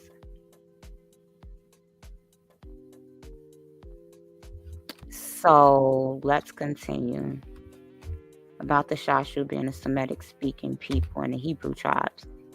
The book of Numbers begins to talk about it. The book of Joshua affirms Moses' decision and urges the men of the 2.5 tribes to help in the conquest, which they are willing to do. In Joshua 22, the Transjordan tribes return and build a massive altar by Jordan. This causes the whole congregation of Israelites to prepare for war, but they first send a delegation of the Transjordan tribes, accusing them of making God angry and suggesting that their land may be unclean. And why is this? The Bible said, leave Ephraim alone to his idols. Ephraim, Gad, Manasseh, Reuben are known for idol worship. And this is why they got subjugated and spread it. This is why you see these tribes in the diaspora still practicing these practices. So when you begin to have your Jews in India and your Jews over in the diaspora, and they're practicing all of these practices, they're literally mimicking Babylon. The Transatlantic tribes say that the altar is not for offering, but is only a witness.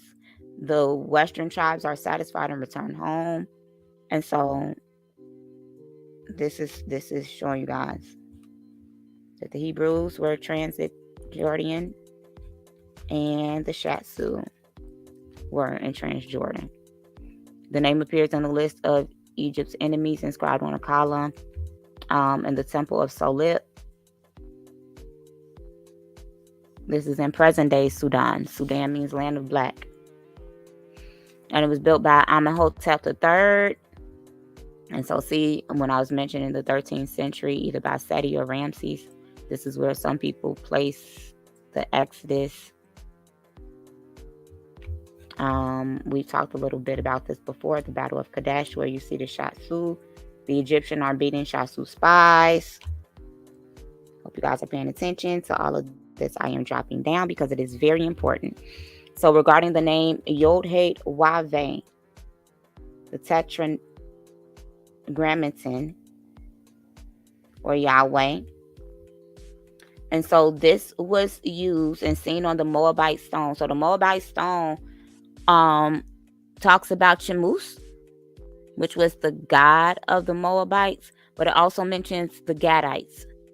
And so in the times of the judges, which the Knights Templar practices the oath in the judges, and you see this practice by the Knights Templar not only over in France, but the ones in Mississippi too, in the Mississippi Bayou, with the Knights, the 12 Knights and the 12 daughters of Tabor. We know our history over here. We have to see that the groups of the Edomites and Midianites also worship Yahweh as their God. The Edomites came out of Esau, and they inhabited the Transjordan, located between Moab and the Arabah to the west and Arabian desert. The Midianites, Jethro was a Midianite. Jethro was a Midianite.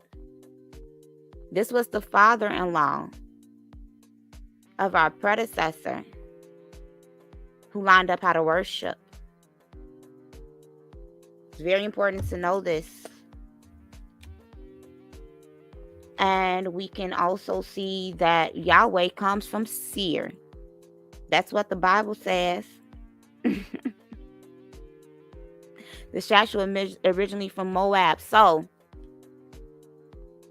when some people call themselves Moors and say they are Moabites, it's because they're identifying themselves as Shashu. This is where it goes in at. But we know that Moab and Ammon are still in Jordan today. We're not ignorant on that, but I'm letting you know. Some people go and do their deep digging. They do their deep digging. It's also seen in the Amarna letters. And so you guys remember the Moabite stone, the Amarna letters.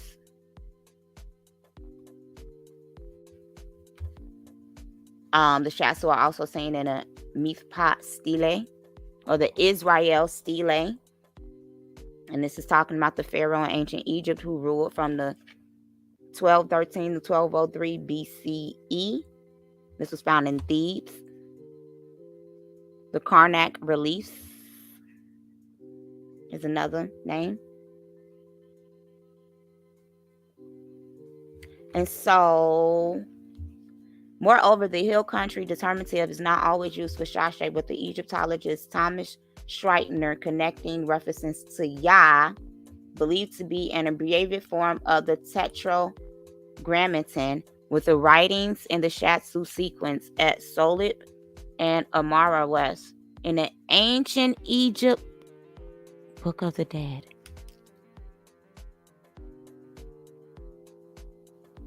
But they said that this was Semitic. I'm going to tell y'all like this, okay? There are a lot of Egyptologists out here who begin to say that Israelites are copying Egyptian history. Sumer is older than Egypt. Sumer is older than Egypt. Sumer is older than Egypt. Okay, I'm stop playing with y'all. My last video, I brought out so many potteries and linguistics and just markers proving the Semitic Ubad culture influence on Nakata 1, Nakata 2, Nakata 3. Proving that with these same markers that the West African tribe that you see today have the same pottery, same linguistics, same culture, because they're the same people. Schneider identifies a Northwest Semitic theopric name, meaning my Lord is the shepherd of Yah, which would be the first documented occurrence of God Yahweh in his function as a shepherd of Yah. So did the Israelites copy from the Book of the Dead, or did these Semitic people influence this Egyptian book? I wonder. I talked about who the Hibiru were before.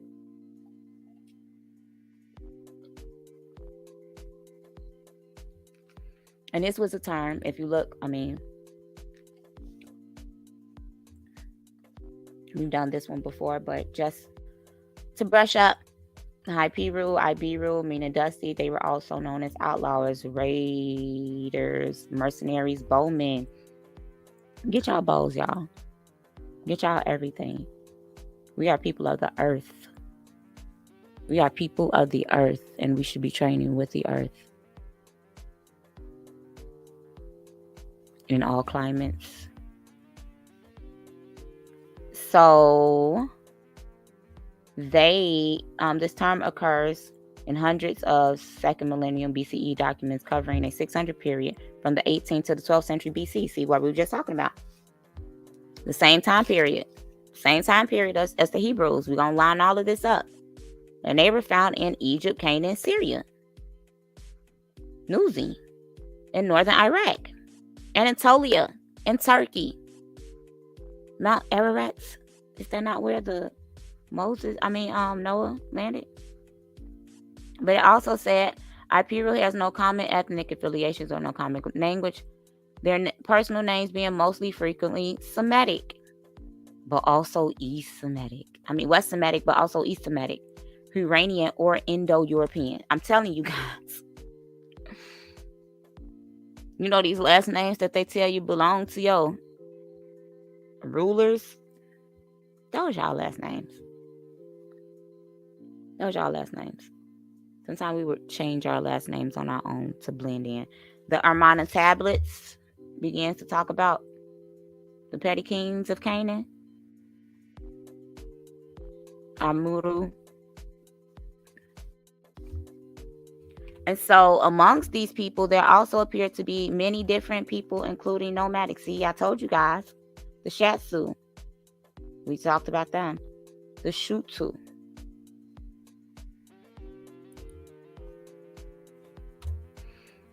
This was a name given in Akkadian language to certain nomadic groups of the Transjordan, Mesopotamia, southern Iraq.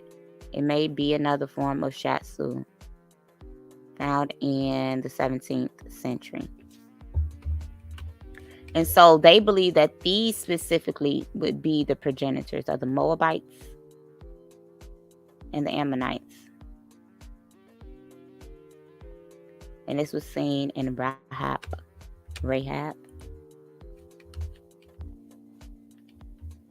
Jericho. They also have some relation to the biblical Midianites, as we talked about, and the Kenites. According to some scholars, the Kenites come from out of Cain, but they don't have a biblical origin. I'm going to tell y'all who people say they are, believe them. When these people tell you that they're from Atlantis and from an ancient Diluvian world and that they're the seed of the serpent, believe them. The Amalekites, their name literally means a people who lick up blood. And a lot of these converts who you see doing certain things are Kenites and Amalekites, and we were supposed to completely destroy the Amalekites. Now this. So Irsu, Chaldean, Su, Shu, Sasu, Suzanne, Shem. So this was an Asiatic territory of the Egyptian Empire between the 19th and 12th dynasty. Are these timelines making sense yet? Am I lining it up good enough for us? Y'all see? Yeah, okay. He who made himself.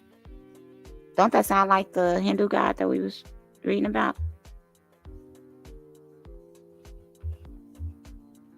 Okay, this was also talking about taking place with Seti II.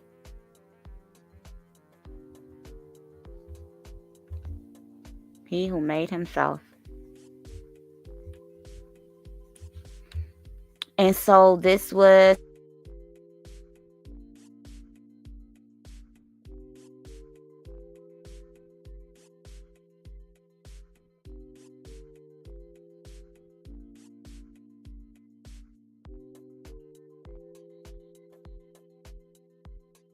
tenure in office as a time in Egypt was in chaos. Temples offerings were denied. These Asiatic followers destroyed the temples of the Egyptians. Tusaret's successors, Setnakhet, I love for time stele, records how he expelled these Asiatic rebels who on their flight from Egypt abandoned much of the gold, silver, and copper which they had stolen from Egypt, and with which they had intended to hire reinforcements among the Asiatics. Well, we have to know the Hyksos, they were Amorites. They were a branch of Amorites, and the other branch of Amorites stayed with the Hammurabi in Babylon. And they were viewed as Semitic as well, Asiatic as well. And when the Hebrews, the Israelites, were in Egypt, they lived peacefully amongst these Hyksos rulers. When the Hyksos was expelled, because the Israelites, or the Hebrew at that time, because they were not called Israelites, they were not a nation, they were still pagans. They had similar customs. They were shepherds like these Asiatics, which is why they had Osiris. They had their own Goshen. So when the Egyptians came in and the Pharaoh rose who knew not Joseph, and they put our people in bondage, is because they viewed us how they viewed the Hyksos. Line up on line. C. Harold suggests that Easter career also has a resemblance to that of biblical Joseph. Writers that some think that Osiris is a polemic name for Akhenaten. Other things it's a combination of Joseph and Osiris.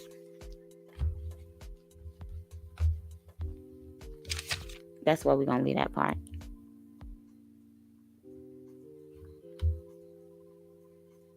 That's where we're going to leave that. Y'all can decide what y'all think. So now this is an Egyptian lunar deity, and I'm not saying that this is the same thing as the Most High. I'm going to just read this, and y'all can have it.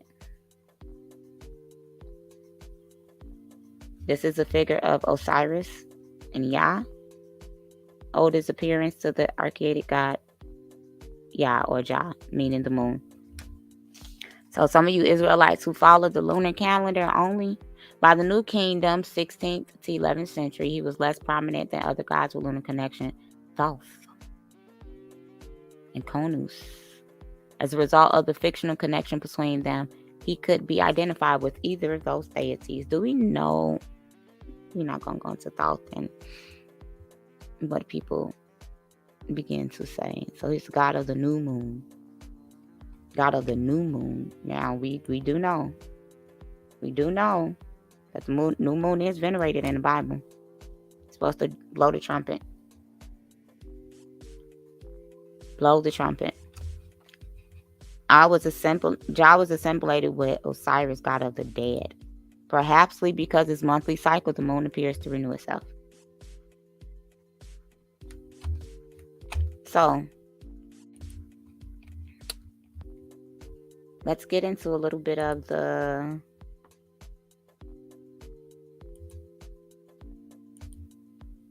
belief systems.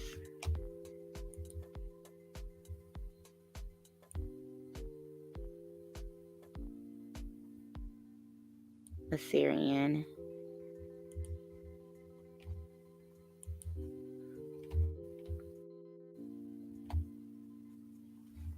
So, we talked about Inanna before.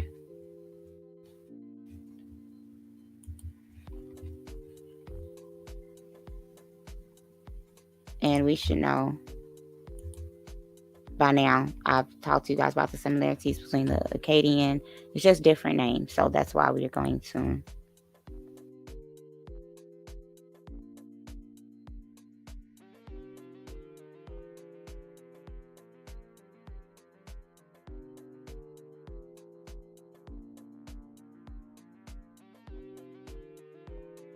you see, once again, we talked about Nineveh.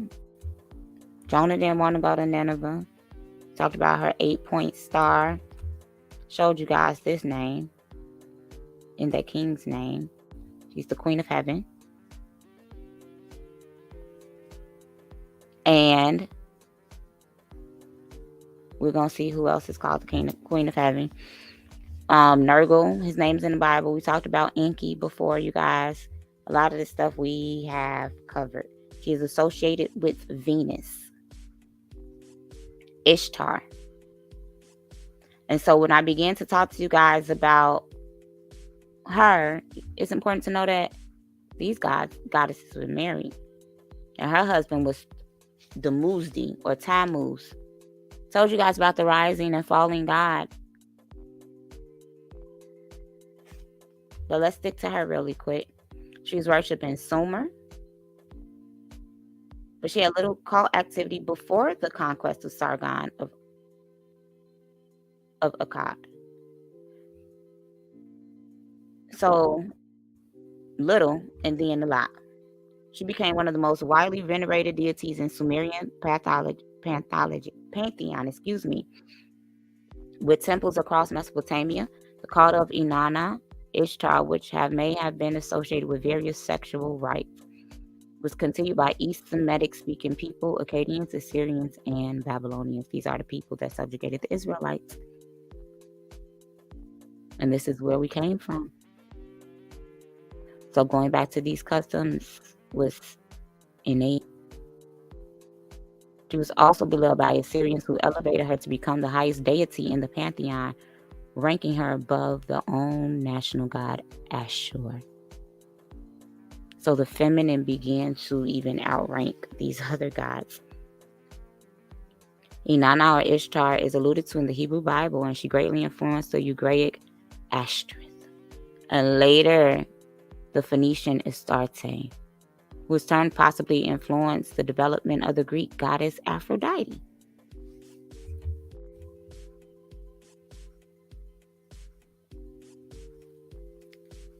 So she was worshipped in the Levant as well.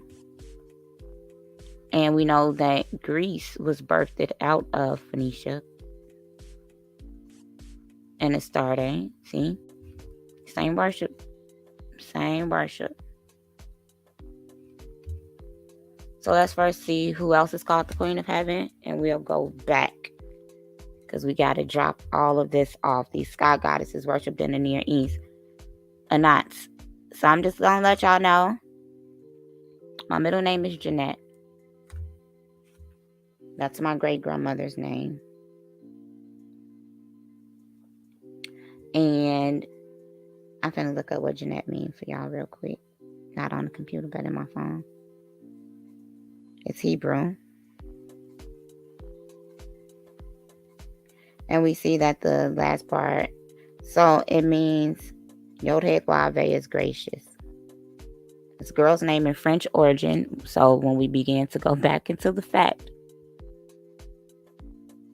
that the Israelites and the Moors, French Revolution, came into the Caribbean. Do you know who you are? And it goes into the biblical name, John. So we see the last part, the suffix is Anet. Anatu, Aneth. Goddess of war and hunting. These are Semitic gods. I see so many Israelites post this and be like, when you put that fist up, you worshiping an Egyptian deity. These are Semitic gods. I'm not telling you to worship them. And so, factionism, they use this fist too. It's for a reason. It's Babylonian. So, she was attested in Mari. We were just talking about that. Her name was mentioned in a Baal cycle. Look, you guys. Should we go into the Sankofa duck? Moray Zion Lex did a short study on the duck. And I did a little deeper diving. And I found some ducks with some cuneiform written on them. I found some ducks in Mesopotamia and Sumer in Egypt and in Israel. What did this duck represent? The tale of Akhat, an epic of Akhat, is a Canaanite myth from Ugarit. Okay. She was an ally of the weather god Baal. You see, they had the same. Baal, as I stated before, was Northern Semitic, meaning Lord. The Bible begins to talk about how we say Lord, Lord, Lord. And he said he's going to remove the name of Baal out of our mouth. So when those of us start to use restored names, it's because we know. She assists him for the struggle and helps him. You guys, there's so many scriptures that lines out the wars between the gods. Yam means sea in Hebrew, and is a war between Yam and the Baal cycle. And she's part of a trinity. And another deity who appears along her side of Ashtoreth. All of these goddesses became merged, but they were not the same. And so during the time of the reign of the Hyksos, like I said, you guys, or shortly after its end, you see the Hyksos, shepherds, brown skin, ruddy skin. Annette was introduced to Egypt and received a degree of prominence during the reign of Ramses II. So who was worshiping her? Seemed like the Israelites were.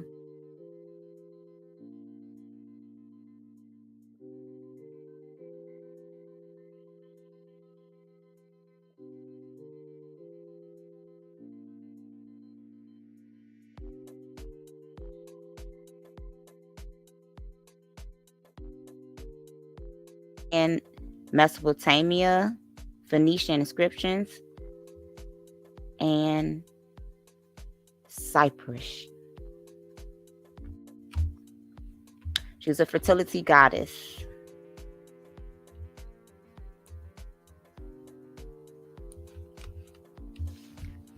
Link is down below. And see, they said that some believe that she was an Amorite deity in origin. And Amorites, as we stated, are Semitic speaking. Bedouin. These are just Arab tribes. North Africa, Arabian Peninsula, Levant, Mesopotamia. Our people were pagans, whether they were Ishmaelites, Edomites, Israelites, Moabites, Ammonites. Pagans. They were pagans, and this is what the Most High was breaking us away from. Isis. Tell you how she's Semitic too. We already broke down how the Ankh, A-N-K-H, is E-N-K-I. Ankh, Enki, life, Sumerian, Semitic.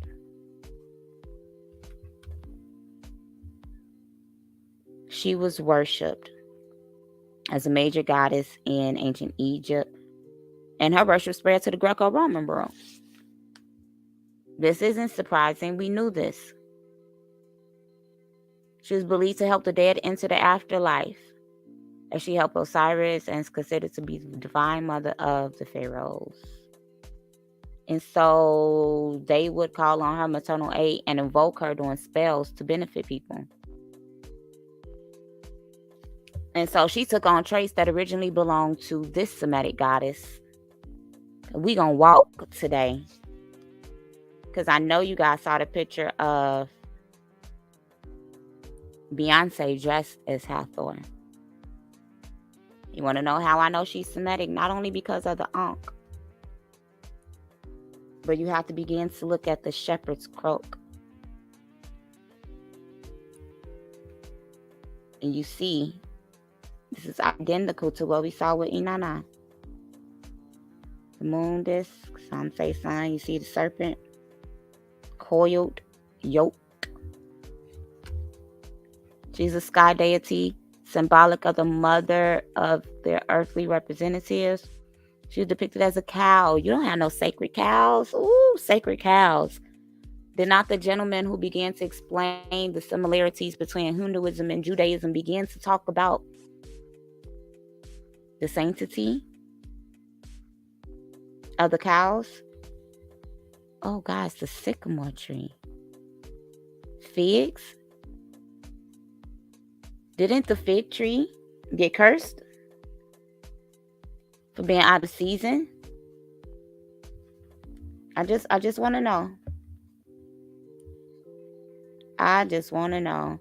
She helps souls transition between life and death. And just letting you guys know that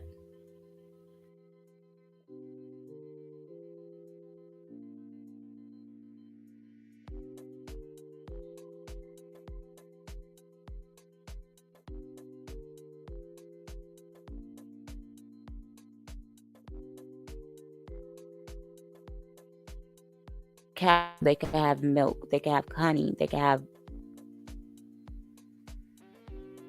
food. And this is why cows was viewed as being sacred, because there were times when they went without. So the cow was looked at as the mother, as the giver of life, because she would feed the nations. And this is how Hathor was worshipped. Some don't worship her as a single deity. They worship her as the 7 Hathors, 7 different manifestations. The Narmer palette. Some believe that this is bots because the horns curve inside and Hathor's went out. Or bots. See, she had horn ears as well.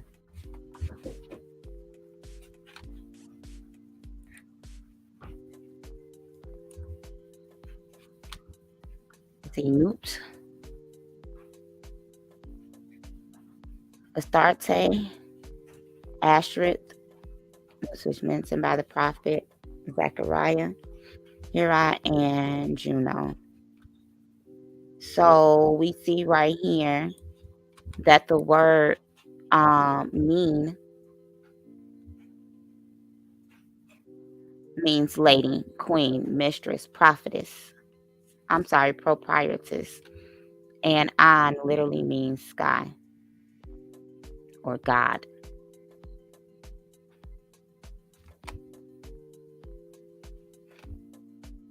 Named Hannah. Hannah was a Hittite mother goddess. Sumerian names. I know a young lady who I met one night. Know of. A very beautiful woman. Some people say we look alike. I'm not calling myself beautiful.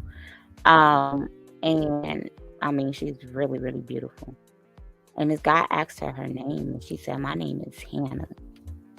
And he said, "What you doing with that white woman name?" So my ears perked up because I'm like, oh no, he did not ask this woman that. She said, "Excuse me? What?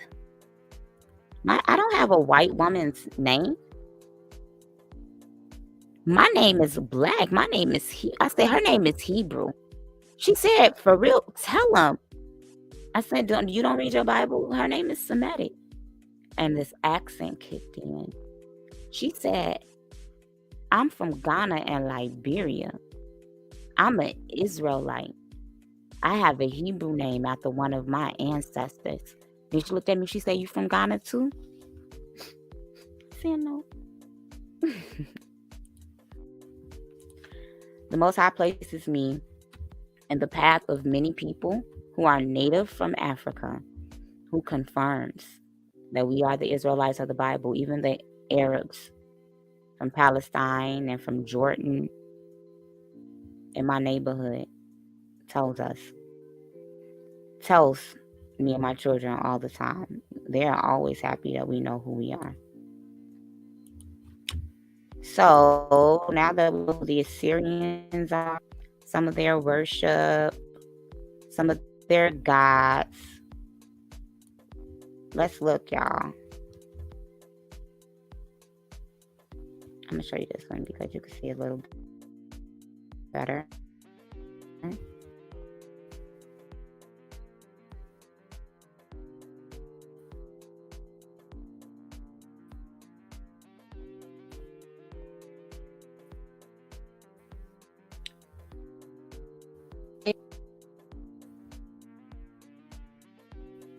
This is the tree of life, the Assyrian tree of life.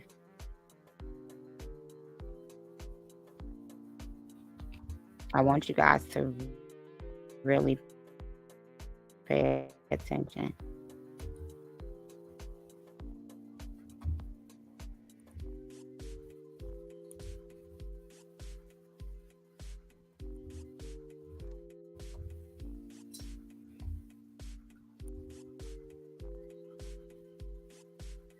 So the gypsy wall panel relief is filled with the Assyrian symbolism, and at its center is depicted the tree of life, or the Assyrian sacred tree.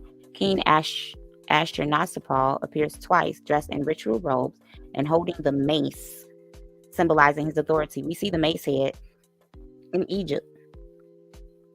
And the king stands in front of the sacred tree, possibly symbolizing life. Protective spirits are known on either side of the king.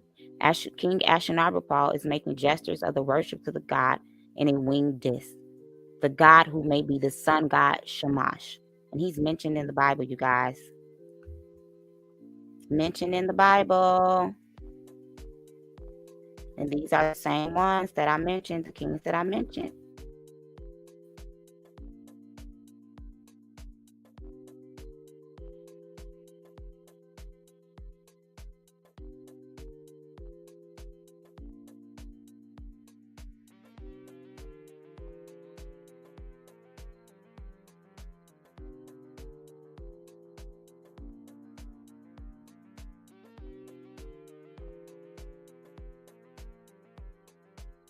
Share something important than Ankix, the lagging. So you guys, that was their tree of life.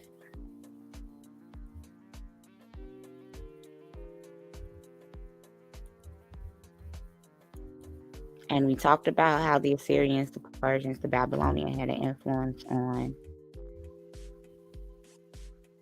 the Israelites. Actually, before I do that, so you can understand more.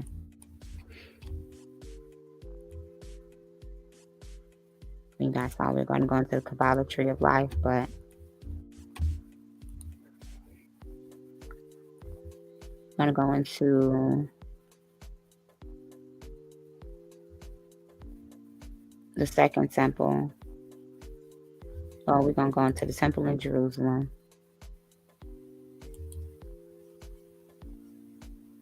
Second temple. So the temple in Jerusalem was destroyed during the Babylonian siege of Jerusalem during the reign of King Solomon. King Solomon is very important in this. And so they're talking about the rebuilding of the third temple, but that's totally different. Almost a century later, after the first temple was destroyed, the second temple was rebuilt. And this is what Cyrus was allowing to happen, when we rediscovered the law, even in the book of Ezra. The rebuilding took a good while. And so this is talked about in the oral tradition. I suggest that you guys look into the Zoro and things of that nature so that you can see where a lot of these esoterical beliefs are coming from and Gnostic doctrine. So the first temple, which was built by Solomon, completed in 957 BC, according to the book of Deuteronomy, as the sole place of the Israelites. The tabernacle was what was built first, which was constructed under Moses. And it had sanctuaries, altars, hills, and it was ransacked. And so efforts were built to reconstruct this, but it was not completed. And we already talked about the Assyrian captivity, so you guys see how all this ties in. And then the second temple. This is what I was referring to with the book of Ezra. Under Cyrus the Great, with it being rebuilt. So this is where the Zoroastrianism influence is going to come in very heavy with the Israelites. And this even talks about how the Hellenistic practices, because the Israelites was just in captivity after captivity after captivity. And I told you guys why we're not supposed to eat pork and stuff. And so this Christmas, when you put up your Assyrian and Babylonian tree of life, and you have your Christmas ham, according to the classical Jewish source, another demolition of the temple was narrowly avoided in 332 BC when the Jews refused to acknowledge the dedication of Alexander the Great of Macedonia. They didn't care about Grecian rulers. But Alexander was placid at the last minute by astute diplomacy and flattery. After the death of Alexander on June 13, 323 BCE, and the dismembering of his empire, the Ptolemies came to rule over Judea and the temple. Under the Ptolemies, the Jews were given many civil liberties and lived content under the rule. However, when the Ptolemaic army was defeated by Panium by Antiochus III, so during the Ptolemies, we were able to live in the Ammisaduqa dynasty autonomously, and we were cool until Antiochus III came in, and he wanted to Hellenize the Jews, attempting to introduce the Greek pantheon in the temple. And so this is how Israelites became Grecian in their worship. And that's for you Black Greeks. Yeah, we know that Grecian culture was birthed out of Phoenician, out of Egypt. But what we also have to realize is that the culture of the Phoenician and the Egyptians was pagan in origins. And so he wanted to Hellenize the Jews and attempted to introduce the Greek pantheon. Moreover, a rebellion ensued and was brutally crashed, but no further action by Antiochus was taken. And when Antiochus died in 187 at Luristan, his son, Seleucus, began to succeed him. And so Antiochus Epiphanes, this is when the pig comes in, you guys. The Jews rebelled, and again, Antiochus in a rage. And what'd he do? He put Zeus in a temple. Zeus is the sky and thunder god in ancient Egypt religion, who rules as king of gods on Mount Olympus.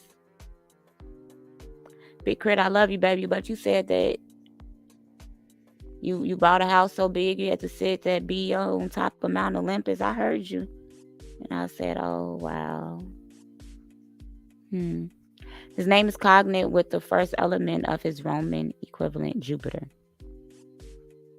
His mythological and his powers are similar but not identical to those of Indo-European deities.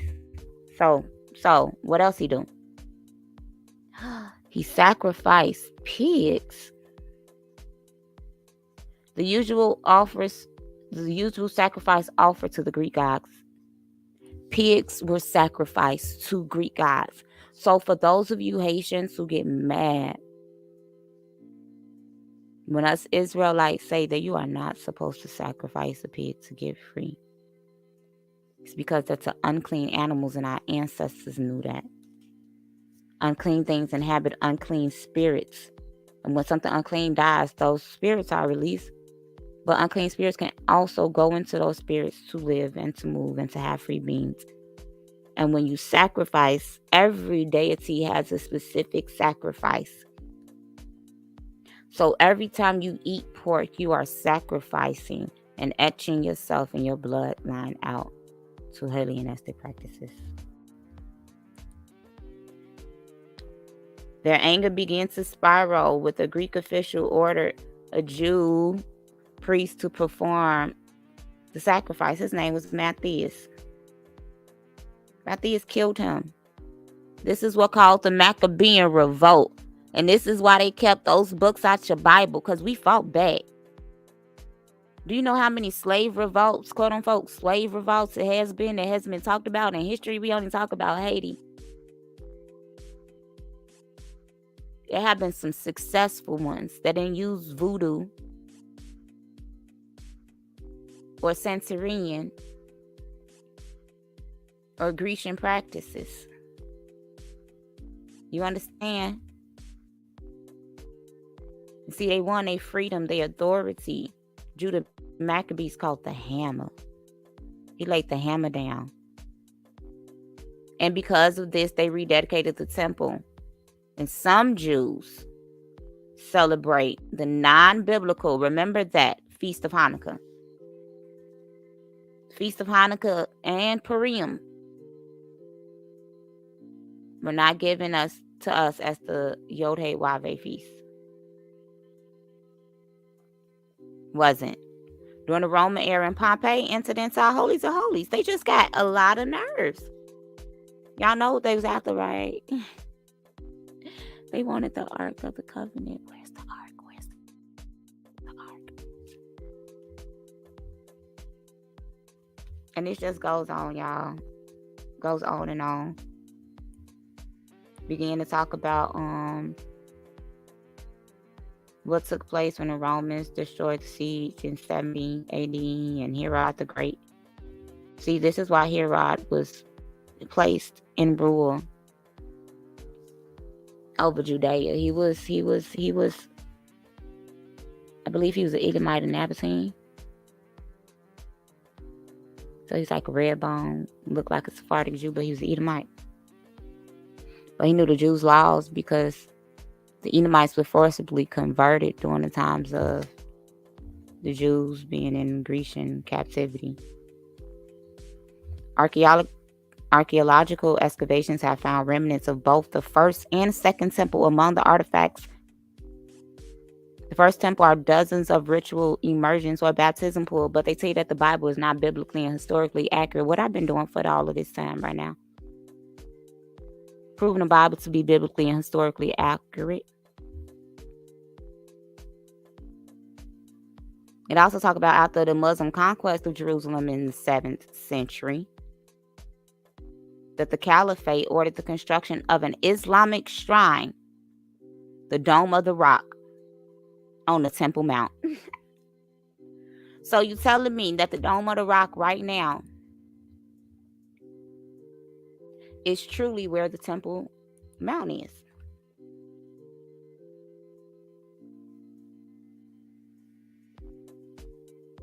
It's much to be said about that topic. I'm going to leave it alone.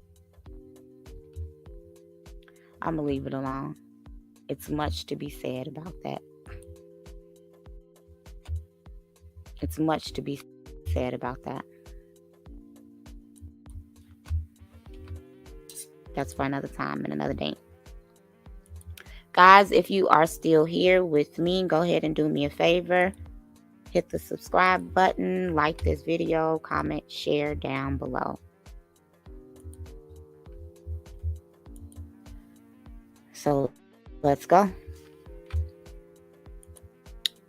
further into this teaching with the tree of life. So the tree of life is a diagram using Kabbalah.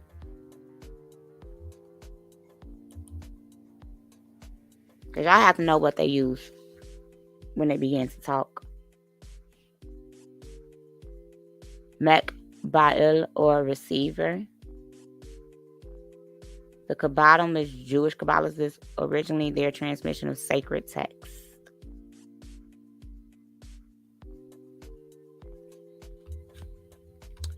These teachings are held by Kabbalists. They use both the Hebrew Bible as well as rabbinic literature as far as the oral tradition. But they have some mysticism in this Kabbalah. So the background of the Kabbalah began to take place in the Middle Ages, y'all. And so it begins to talk about the secrets, the mysteries, the esoteric, the metaphysical, the midrash. Practical Kabbalah is a historical Judaism in which the branch of Jewish mystics tradition that concerns the use of magic.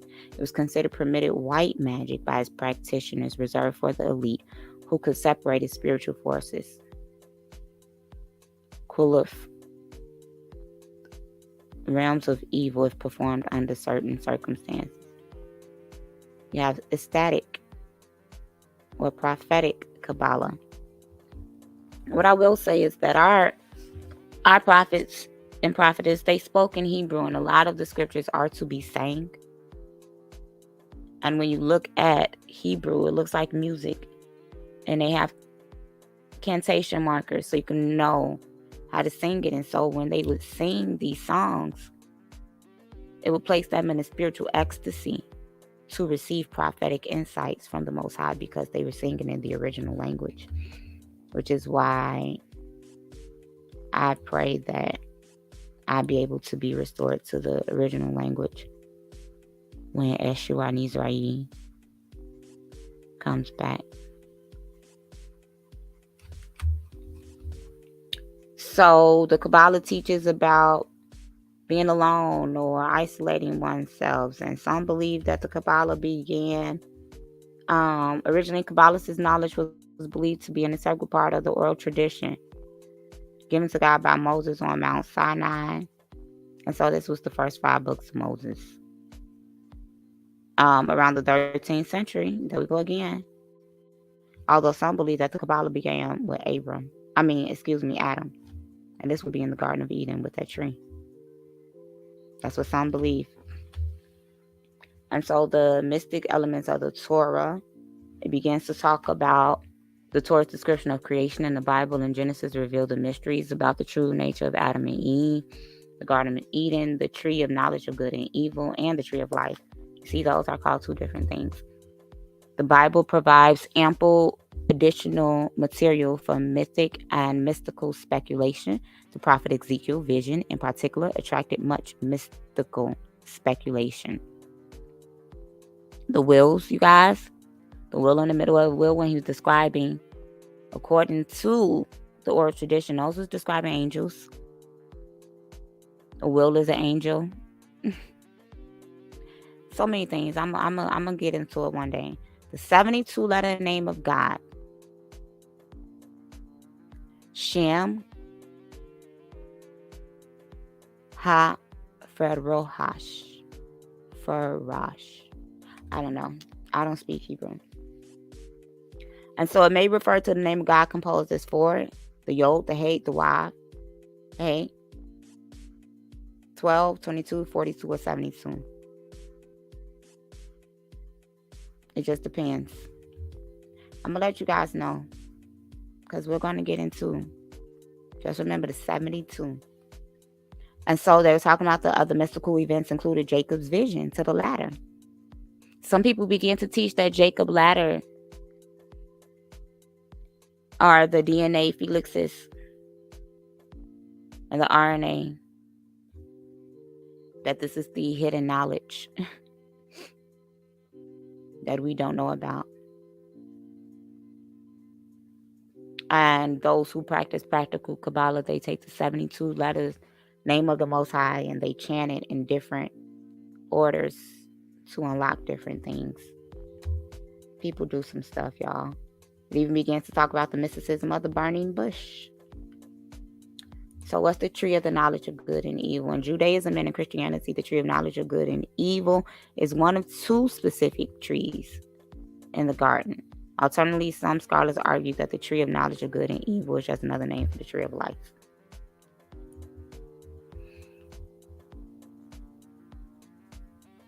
So I'll link this down below. The tree of knowledge in the Kabbalah is the tree of sin. Rashi begins to talk about it. Eating and internalizing the forbidden truth has changed, and thus was born the evil inclination. The legend of the Jews. It was Adam who had devotedly forbidden Eve to touch the tree, even though God had only mentioned not to eat the fruit. And Rashi notes on Genesis 3:3, the first sin came about because Eve added an additional clause to the divine commandment. Neither shall you touch it. She lied. She added on. You're not supposed to add on or take away from the word of the Most High. That's Bible. Let's continue. This begins to say that sifting through the mixture of good and evil in the world to extract and liberate the sparks of holiness trapped therein. That this is what the law, this is what eating of this tree would allow. And so once evil separates from holiness through being Yirmam, its source of life is cut off and causing the evil to disappear. This is accomplished through the observance of the 613 commandments. So for those of you who say you don't believe in the oral tradition, how you know 613 commandments? The Bible don't tell you that. But that's not why we're here today.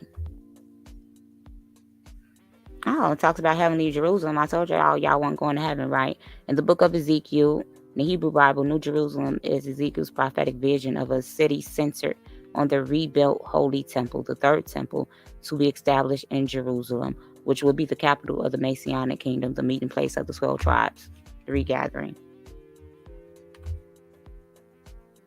Because that's what the Bible talks about. Gnostic system, the Gnostic religion held that the tree was entirely positive or even sacred. Per the saga, it was the archons who told Adam and Eve not to eat the fruit, before Elaine claimed that they would die after tasting it. In Islam, never refers to the tree of knowledge and good and evil, but it typically refers to the tree, in the word of Iblis, the tree of immortality. And Iblis is who? Well, it's two different versions.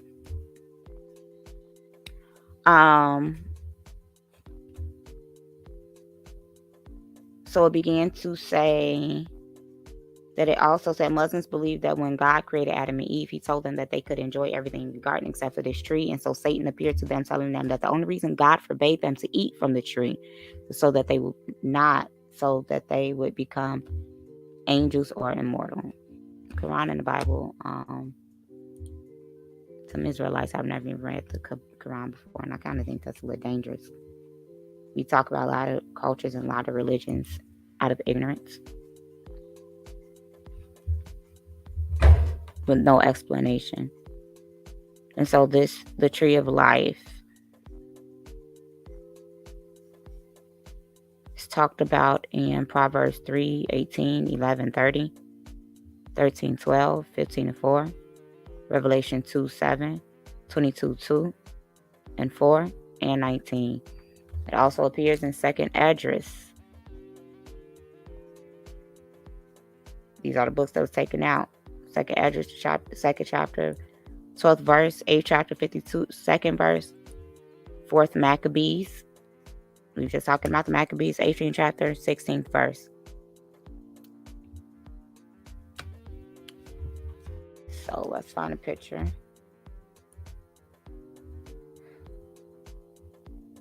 Actually, if you...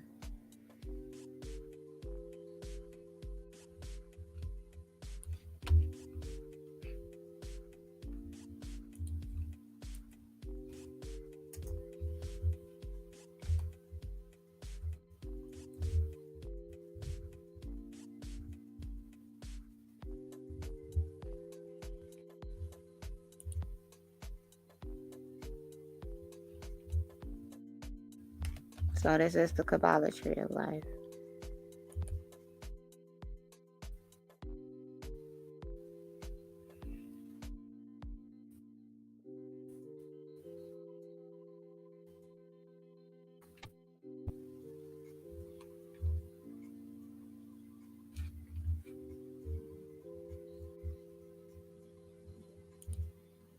There are different nodes and lines and angels over the different spheres.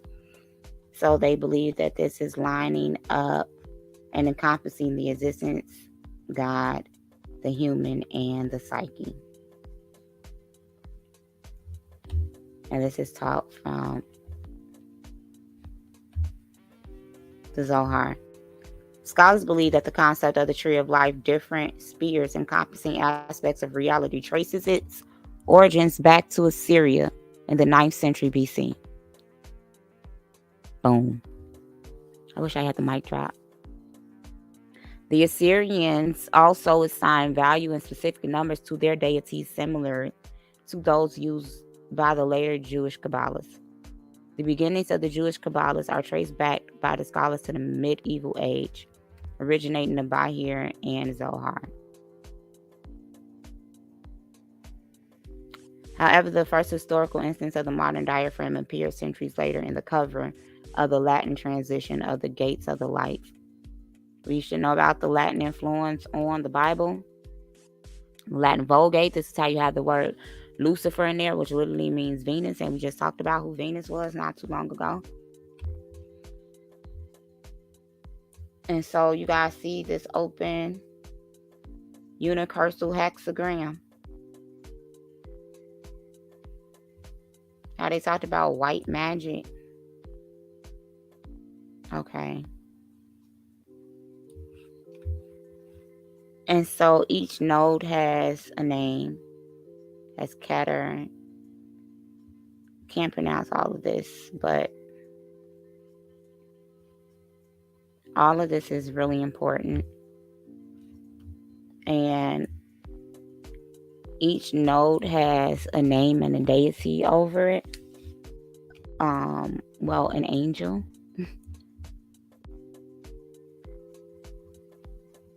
And I'm going to link this below. We're going to go into some trees of life for other cultures.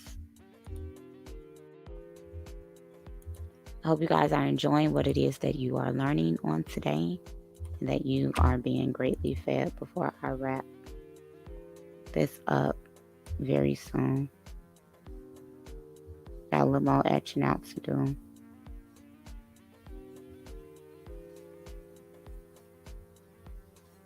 This one is, okay, I'm going to say no, because that one take me a little. We're going to find out. Yeah.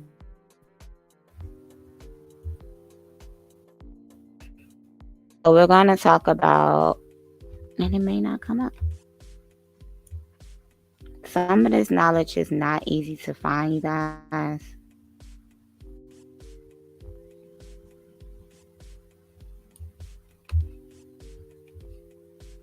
I'm going to just let you know that for West Africans, they have a tree of life as well.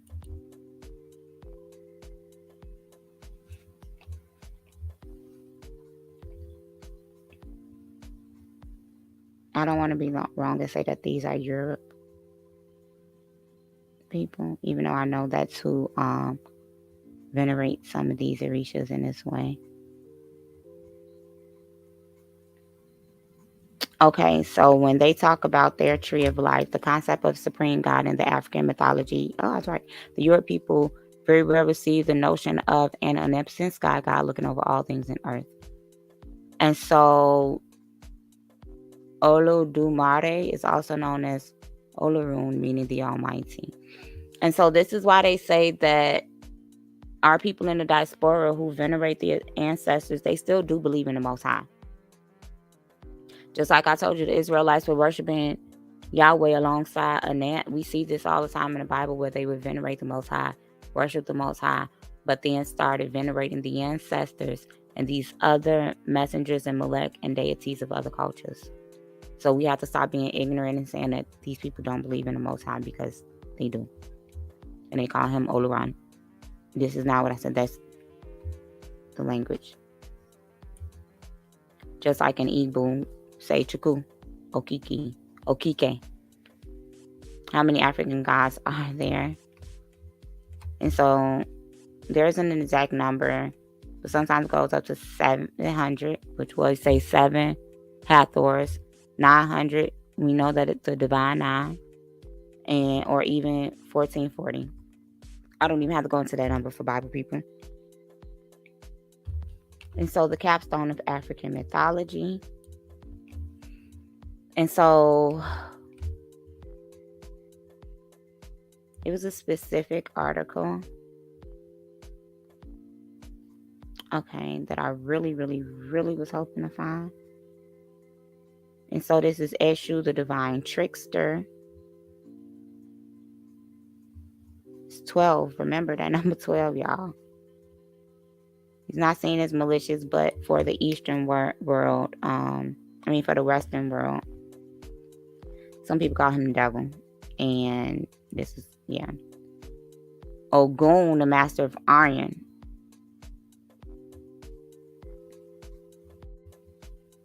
Shango, the ring of thunder. This is where you get Thor. This is Thor, you guys. See? You even say it right there. Thor, Zeus.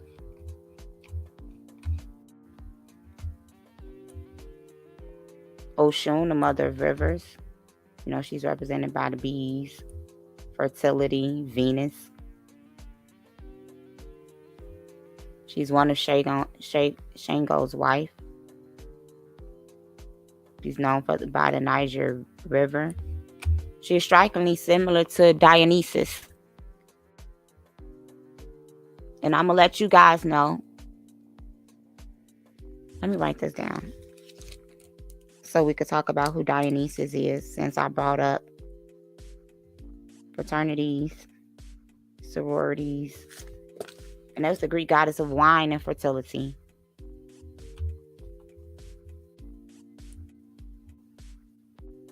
Obulata, king of peace. Some people view him as Eshura-Nazri. Or Melchizedek, king of Salem. It is also noted to be the master behind shaping every child when they are within the womb. His symbols include a white dove. Wait a minute. What begins to happen when this West African John,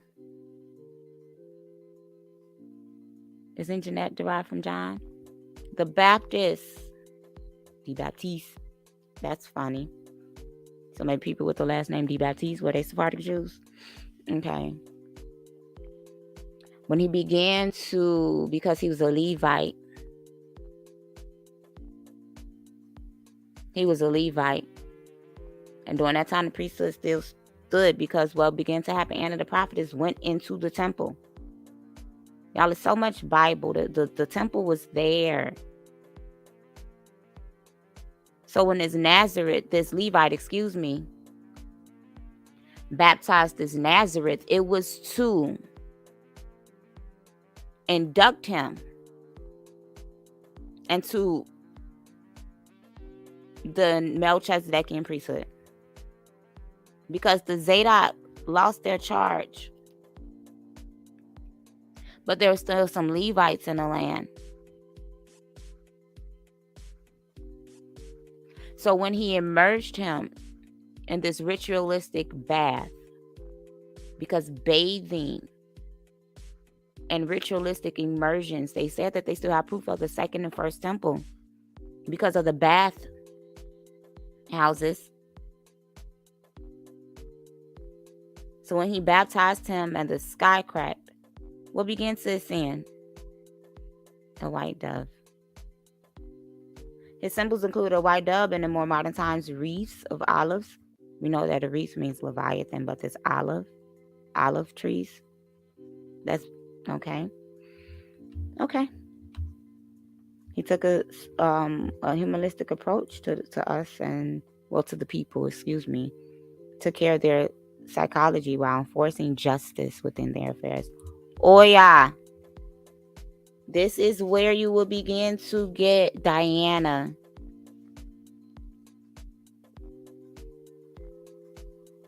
She had a lasso. Good weather brings peace momentarily. She was also one of Shango's wives. So this is the second of the Trinity. The second of the Trinity. She is also connected to tending the dead. Did we not just see that with Anat and with Isis? She's connected to the Slavic god. Did you not know that Slavic means slave? She's the goddess of change. Like the weather, she's unpredictable. She holds dominion over psychological qualities such as intuition and clairvoyancy. Did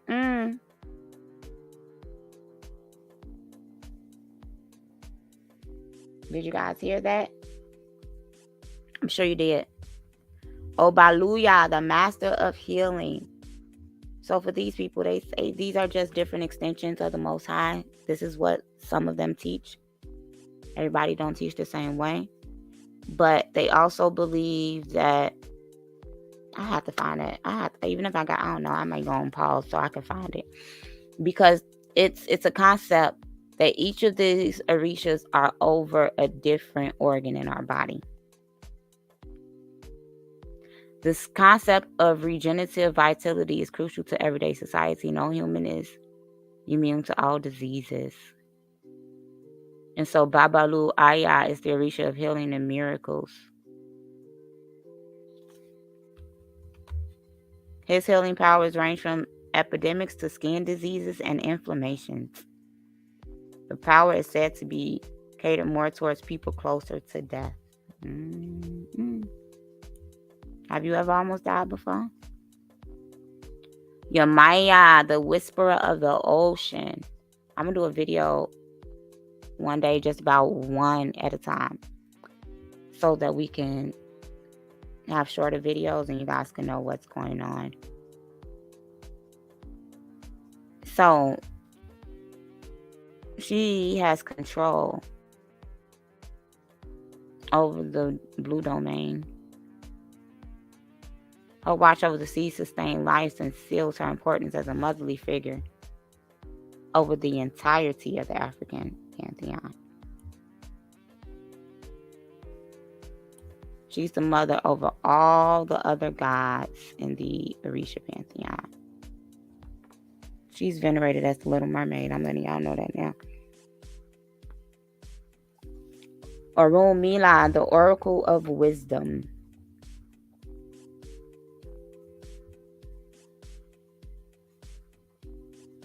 That says it. You have Oba, the flower of the river. And she's the third wife of Shango. She asked the other wives what it is that she needed to do. She asked Oshun. Oshun was very mean. That's the Trinity, the West African Trinity. Oba, Oshun. We need to pay attention. Okay. I'm going to just type it here, the Egyptian.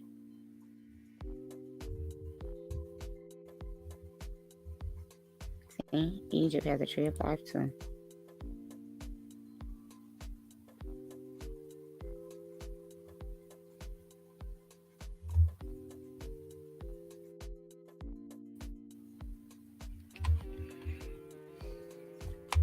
Not $1 well. Let's look at a picture instead.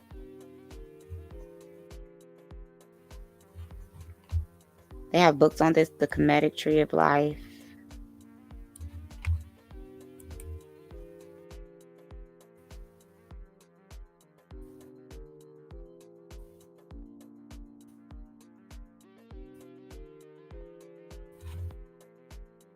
See? There.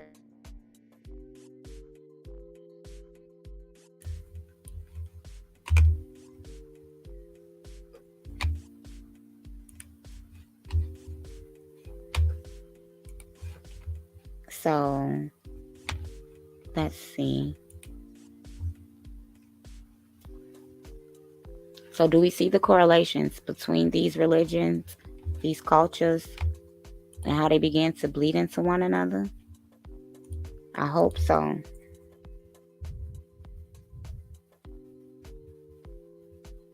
So, you guys remember when we were talking about the rising and the falling god? Not going to play all of this. This isn't even a video.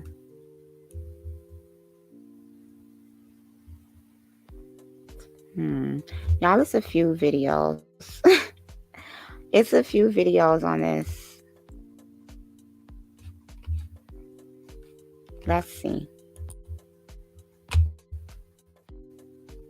I don't own any. I could go do whatever.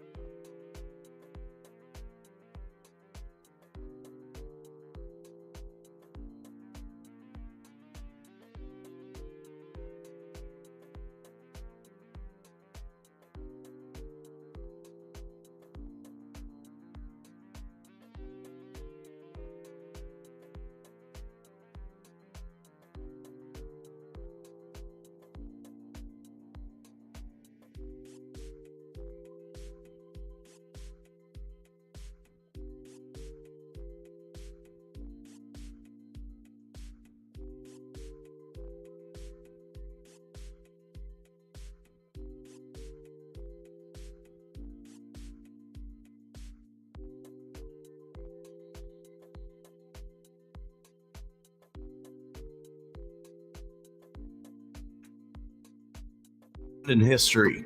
I'm your host, Kriston Harris, and this is Dat Mystery School Christmas Edition.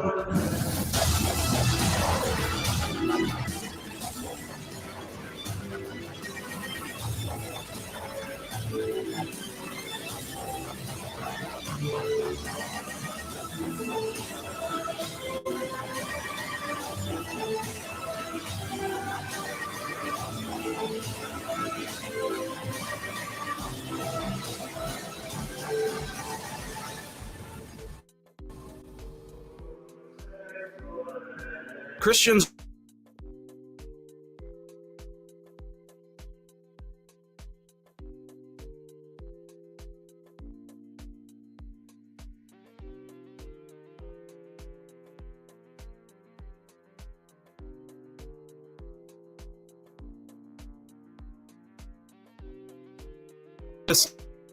pick because it has to do with the winter solstice. December 25th is the day that the sun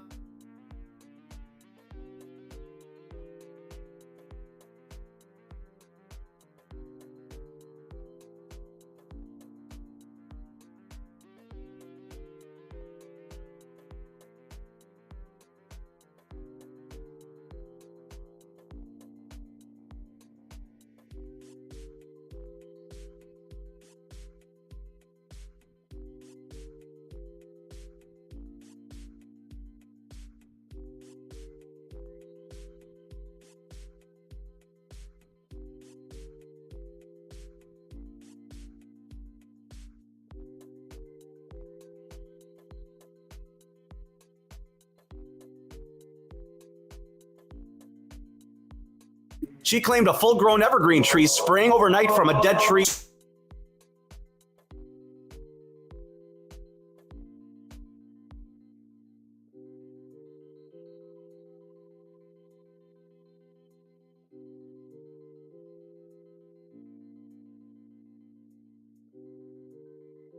Christmas at the fireplace on Christmas Eve, and during the night, the log's embers died.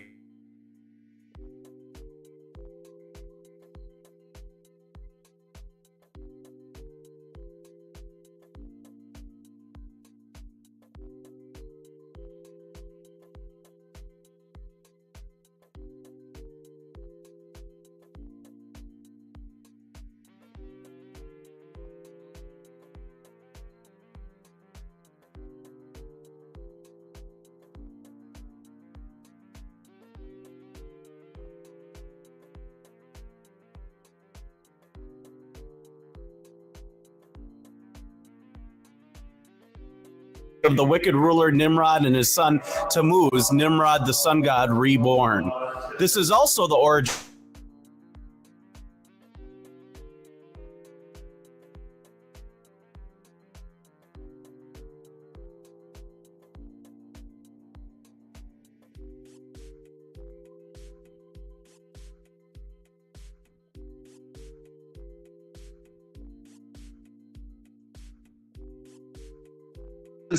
Tammuz, or green tree, sprout to life after his death.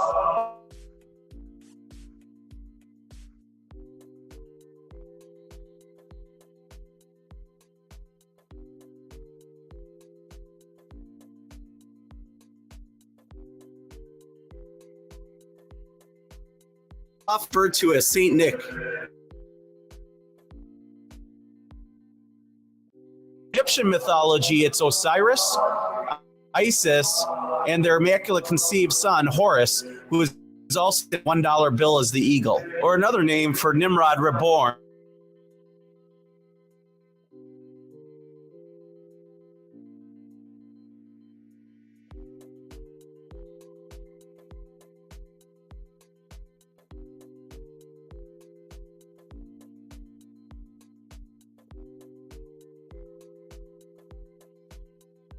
Know is being hunted by King Herod. So why do Christians continue to celebrate Christ on this pagan holiday?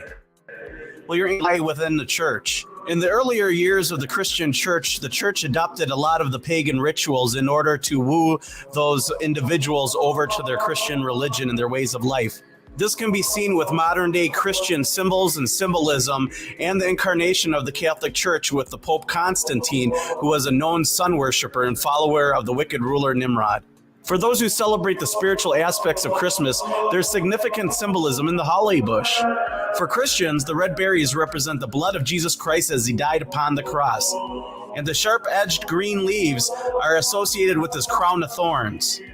Even this religious symbolism has its roots in Babylonian mystery religion. Wicked ruler King Nimrod was the first king to wear a crown upon his head, representing the sun and its rays shining from him, illuminating those around him, and thus that is why every king wears a crown thereafter. Jesus' crown of thorns could be depicted as him being the Son of God, S-U-N, and the crown of thorns depicting the rays of God Almighty, or the sun god, wicked ruler Nimrod reborn. Although all these Christian traditions in mystery religion, it does not mean that all the traditions are bad. Such as, is it such a bad idea? Are these not rules that we should live by day in practice, day by day, understanding of what this symbolism could in fact detail? The greatest story ever told has been told over throughout history. Many different players of many different associations, synonymous stories with the wicked ruler Nimrod at its core, a sun god or deity born into the world to save it. The only story that does not fit like a glove to all the other historical stories is the birth of Jesus Christ, who was not born on December 25th, and who has many other allegories that are tied into his immaculate conception, including the three kings following the star, which or the birth of the sun. This may be why December 25th was picked, because it is the winter solstice, and this is when the three kings are aligned following the eastern star.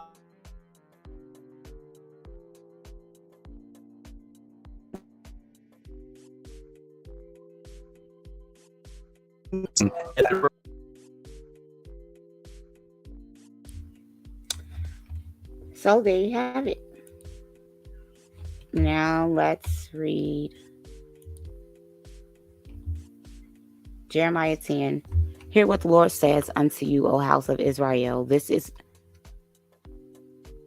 Yod-Heh-Wav-Heh says, do not learn the way of the nations or be terrified by signs in the sky, though the nations are terrified by them. So for all of you people who practice astronomy and astrology, and for the customs of the people are worthless. They cut a tree out of the forest, and the craftsman shapes it with his chisel. Y'all love live trees in your house, right? Gotta have the biggest tree. Gotta be shaped, gotta be prim, gotta be proper. They adorn it with silver and gold. They fasten it with hammer and nails so it will not totter. Like a scarecrow in a melon patch, their idols cannot speak. They must be carried because they cannot walk. Do not fear them. They can do no harm, nor can they do any good. This is Jeremiah 10. It describes a Christmas tree. In the church that I grew up in, we couldn't have Christmas trees at first.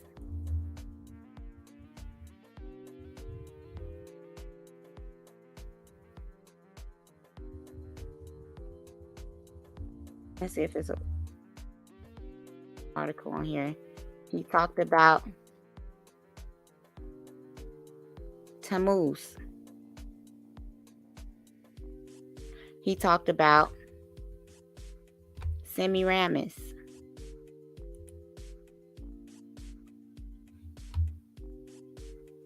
Telling you guys, the tree of life. We are obsessed with phallic worship in this world.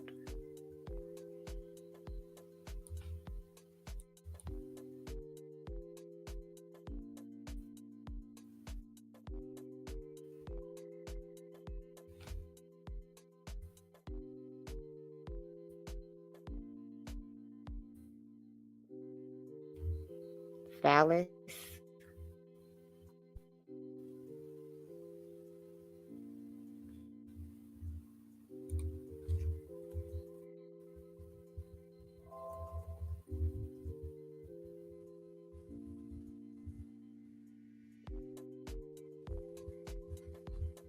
Leviathan, wreath.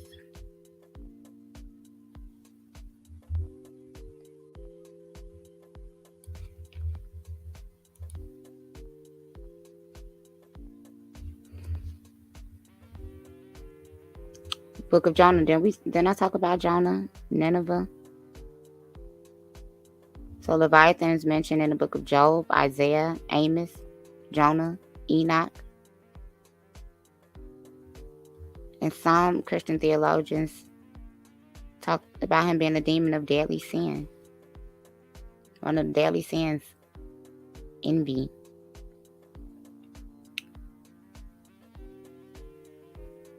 The book of Job reflects an older Canaanite, Lothan.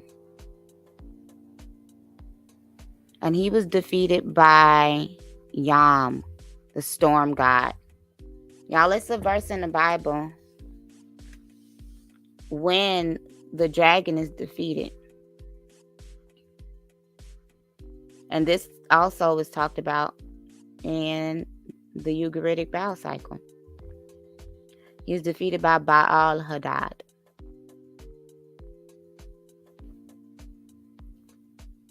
Baal Hadad is worshipped today by so many people. This story also parallels to the role of the Mesopotamian Tiamat. I've talked about her before. She is the primordial goddess of the sea, and she made it with Apsu. She is the symbol of chaos. People look at her as the firmament. Her body got cut up as Rahab. That's in the Bible. Don't believe me? Let's keep reading. Tiamat was defeated by Marduk. So Marduk would be Baal Hadad. The long drawn out comparative mythology is why the comparisons to dragon and world serpent narratives such as Indra. Indra is the kings of the Devas. We talked about the Devas. And Savarga in heaven in Hindu mythology. He is associated with lightning, thunder, weather, storms, rain, forests. Who does this sound like? Zeus, Jupiter. It says it right here. Shango. And they also largely interpreted as a crocodile. Zion-Lax, Moray Zion-Lax begins to say in the Hebrew that it would begin to talk about the miracles that would be being performed by Moses and even the magicians of Egypt that he made a crocodile appear.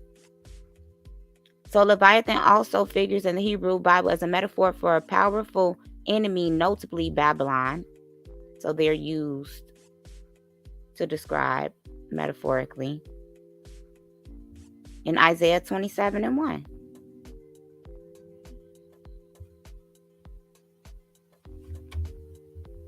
So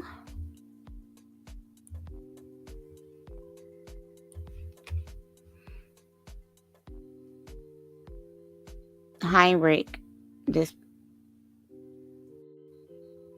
Hebrewist Christian, began to say that the root word leads us to twine, to join. Literal meaning of wreath, twisted in folds. This is what Leviathan, it's a coiled serpent that binds, that coils, wreath. So you're having serpent worship with your wreaths on your door. Phallic worship. Leviathan was a dragon who lived in the deep, along with the male land monster Behemoth. This is mentioned in the book of Job. And Behemoth was living in the desert in the east of Eden. It's a lot of information out there that we miss out on in Christianity. Not being taught, not being told that you're being pagans, that we've been pagans for years and years and years with each of these celebrations, going back to Babylonian practices. And these are the traditions that we hand down to our children. We let our children believe in Satan when we let them believe in Saint Nick.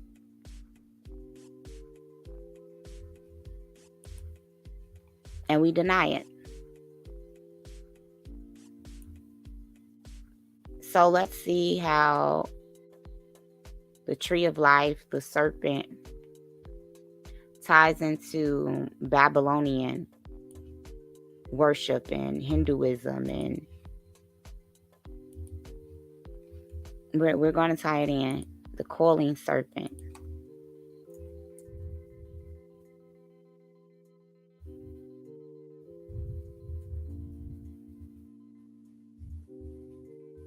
Coiling serpent.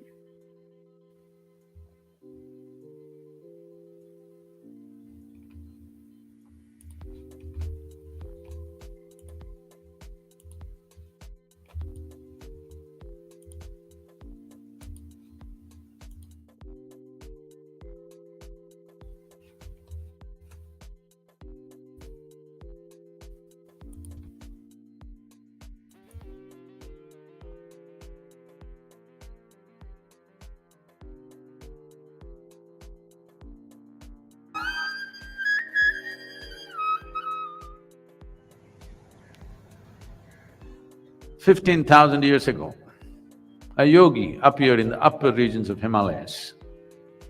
Nobody knew where he came from, his antecedents were completely unknown. So people gathered around him because he was such a phenomenal presence. A large group of people gathered like this. They expected him to say something, do something.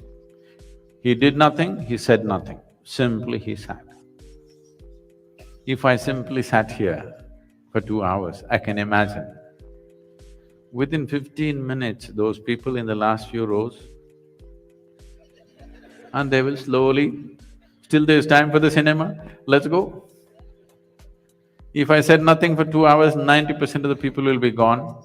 If I said nothing for 6 hours, only a few hardcore ones will hang on, rest are all gone. Same happened to him. He said nothing, did nothing, simply sat still.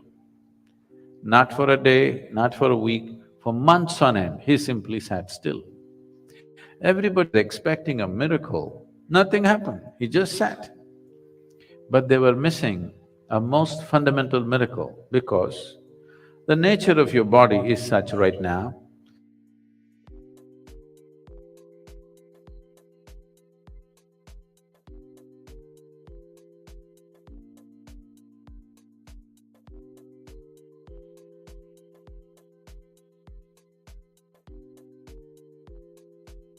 Attended to. Suppose we just make you sit here for 4 hours. Sadhguru, at least some water? Okay, drink water. After drinking water, can we just sit here, Sadhguru? That one? Okay, do that and come. Sadhguru, okay, if you give this, the next one, no permission, this'll just go.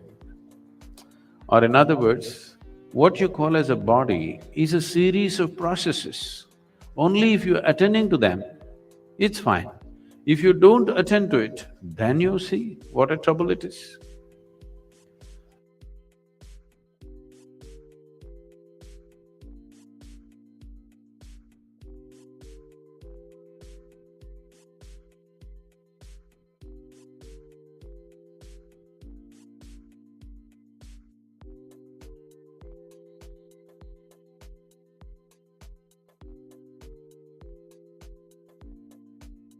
This is the nature of the body.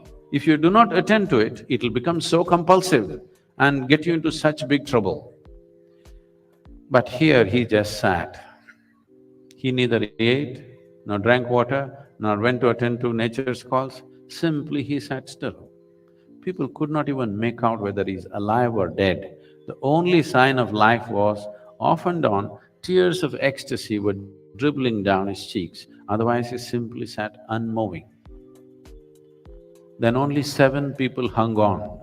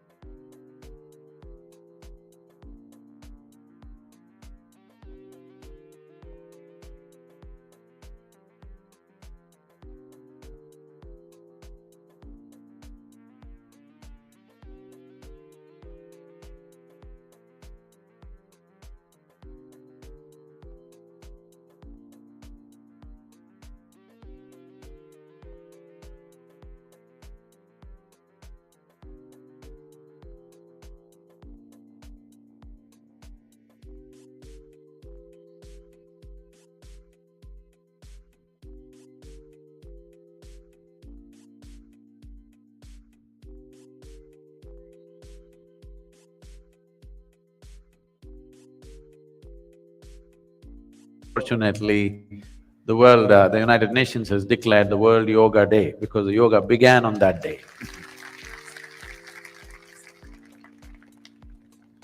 This incredible process of exploring the human mechanics went into the process. This predates all religion. When there was no religion on the planet, 15,000 years ago, he went into the mechanics of what it means to be human. And various aspects happened.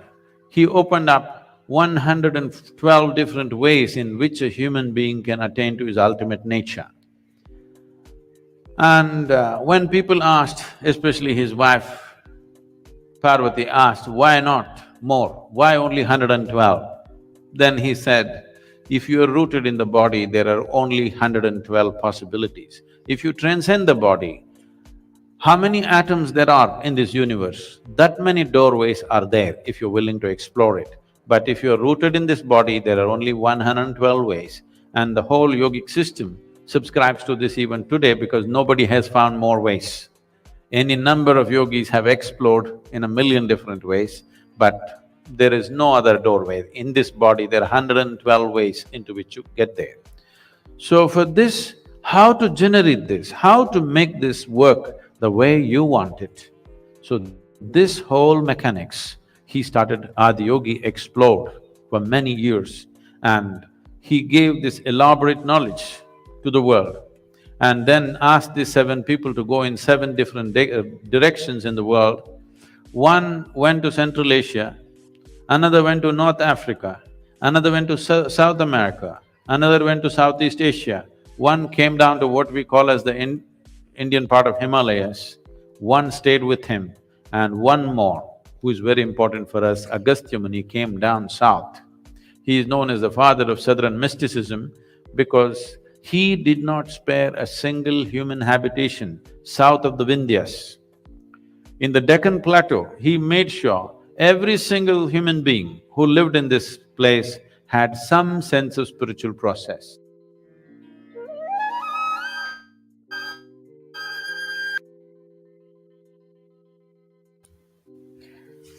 I truly hope that you guys paid attention when he mentioned the importance of the winter solstice and the summer solstice. So just like you're going to celebrate Christmas, in the summertime the church celebrates something called Pentecost Sunday.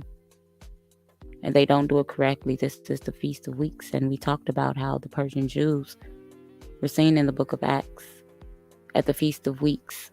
And in the Bible, we knew that this was a gathering, a time to pilgrimage back to our land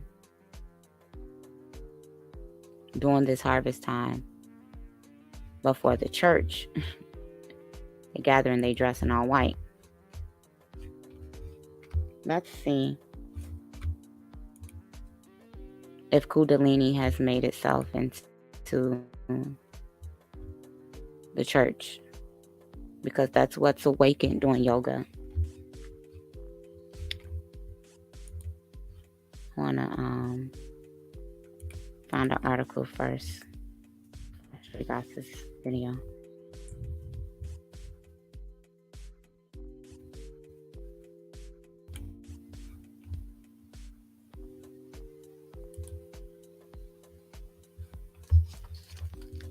So, the tree of life that I've been showing you guys and the different nodes,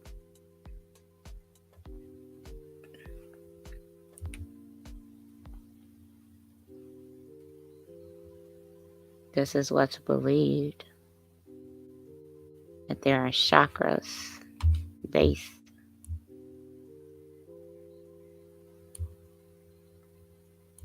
And this is the Christ consciousness that people talk about. Raising to a higher consciousness and allowing the serpent to come up your spine and to awaken your third eye so that you can elevate and become a god on earth. Let me tell you something. Our mission is to become gods, malakim, messengers, angels. That can only happen through the keeping of the laws, statutes, and commandments of the Most High God of Abraham, Isaac, and Jacob, Okike, Onbiamba, Chiniku, Chiniki. That's the only way. When we talk about the mind's eye or spiritual awakening as Jacob began to have at a place called Pinal, some say that this was not just a physical battle, but this took place in the spirit realm. We have to believe the truth, which is when you're asleep, you're in the spirit realm. And there are dreams and visions that take place in the spirit realm while you're asleep. This is Hebraic markers and truth, biblical. You have Abram, who began to take a rock as a pillar to set it out, poured a libation on it, slaughtered an animal. He gained instructions from the power in order to do that.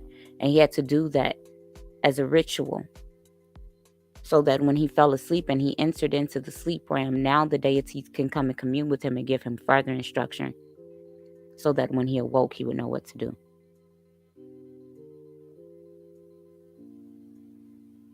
We see serpent worship and veneration. Now we know that serpents were used to heal in the Bible. We were never to worship them, which is why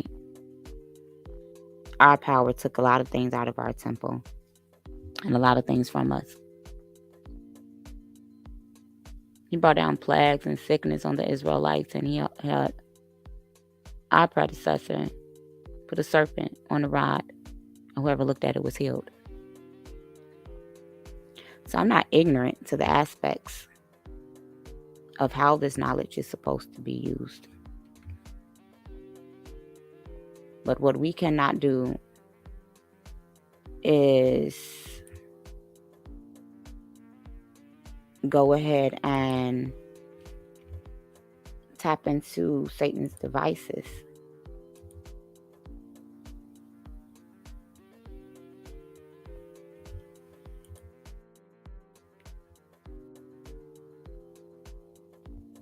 You see, the same open star. Same open star.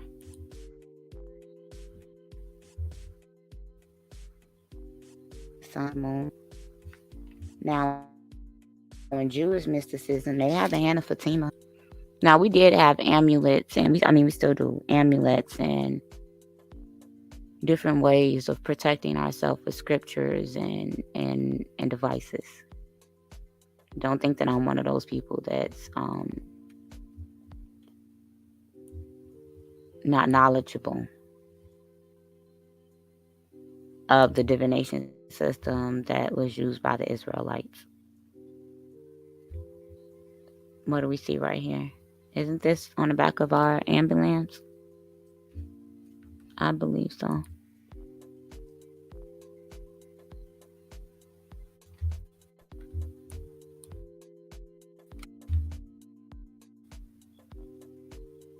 Then we're going to watch a video.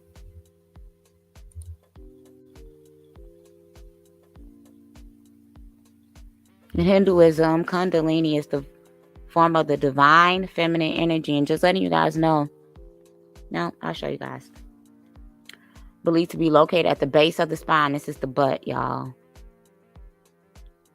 Y'all want to know why they so obsessed with the butt and the base? All about that boom, boom, boom, boom, boom, boom, baby. So that you can raise to the divine. And this is to raise the femininity. So if you're a man and you're practicing yoga, the concept of Kundalini is mentioned in Upanishad and Vedic. And just letting you guys know, the Koshin Jews, they were in the Indus Valley. Israelites were always in the Indus Valley. So this means circular, annular. It is mentioned as a noun for snake, coiled snake. Bowl, water potted is the name of Naga. Do you guys know who the Naga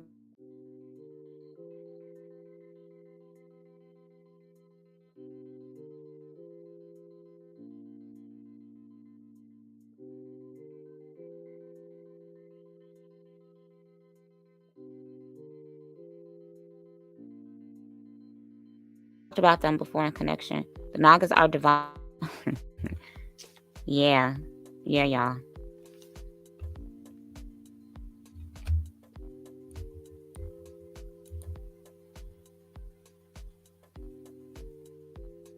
You see? Let me see something.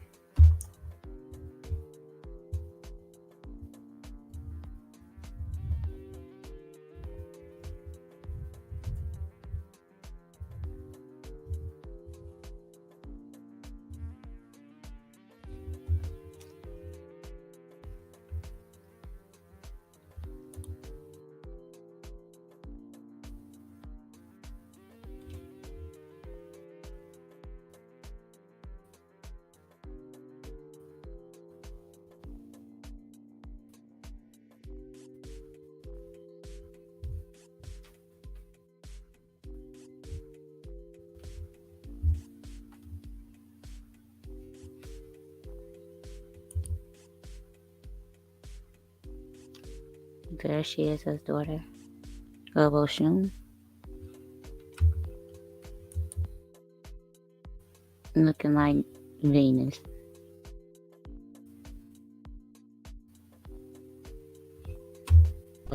Here come people with the okay. That's who I saw. I'm bring that up. I know I saw somebody do it.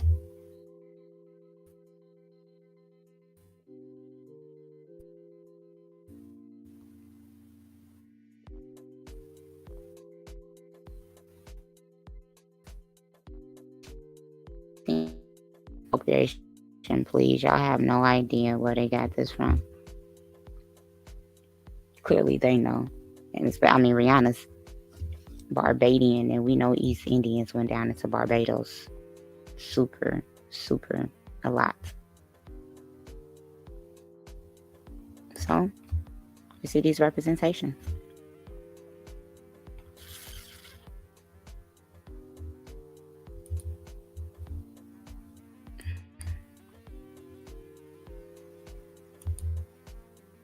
Now let's look into some of these church services.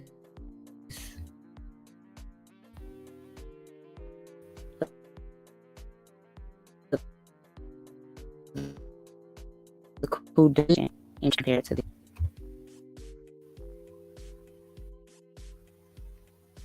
I don't know if you guys can still hear me.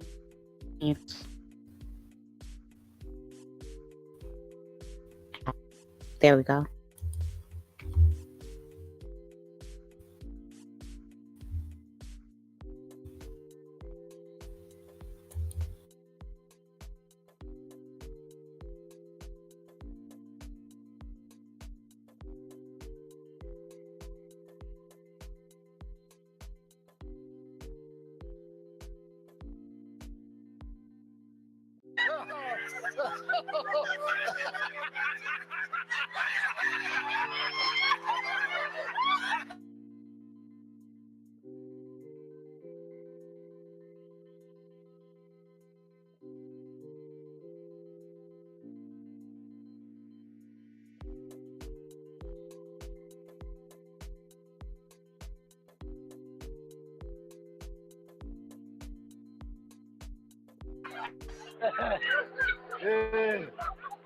Yeah.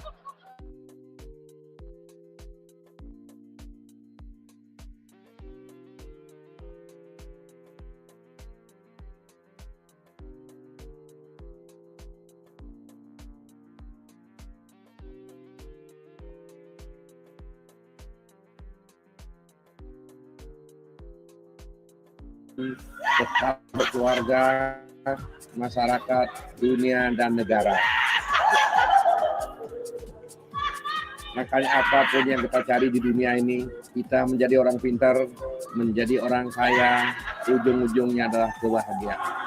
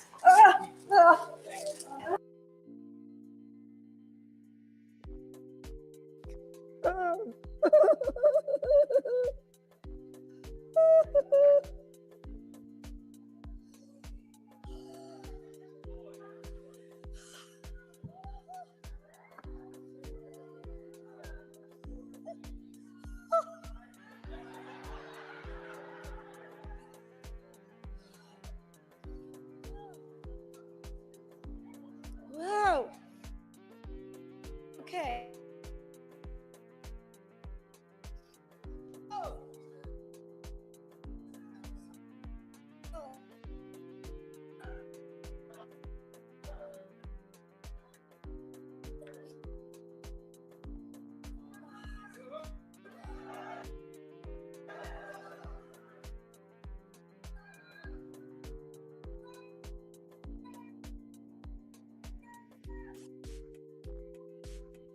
है हुलास जाके मन मैया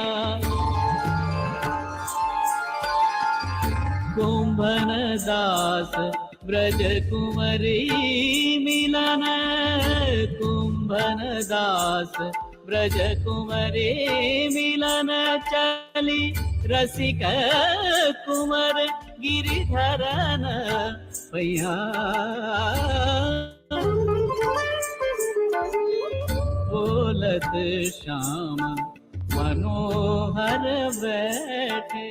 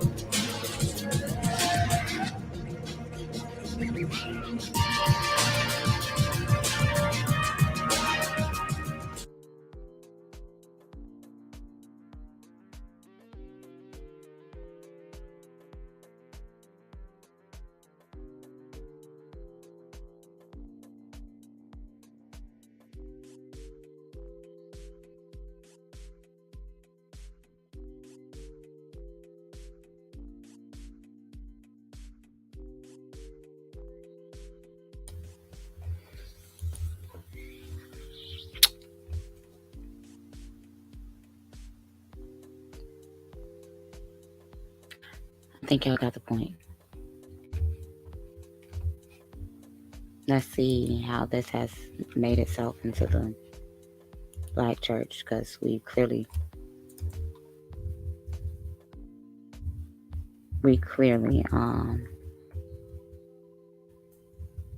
not exempt. You know, we see all of that in our churches. And as someone that grew up deep in church, I'll be praying for deliverance from every unclean spirit that has inhabited me, my bloodline, my children, from acts and from deeds, but from being on so many altars in apostolic Pentecostal churches. And I'm just thankful to the Most High that I've never had an instance where the spirit was transferred to me. I've heard stories and I've seen a lot of things. And I'm going to have some story times on those soon. Very, very soon. I'm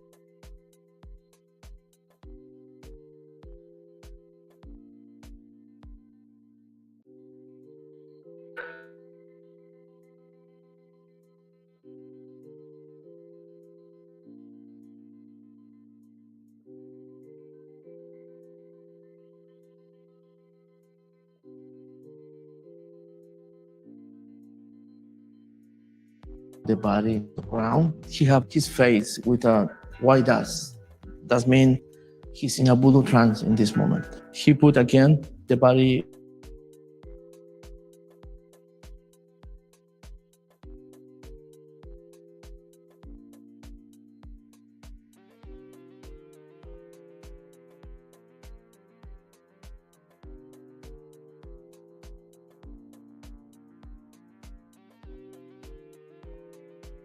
the name of the spirit. Are connected to with the ancestors, with the family. Some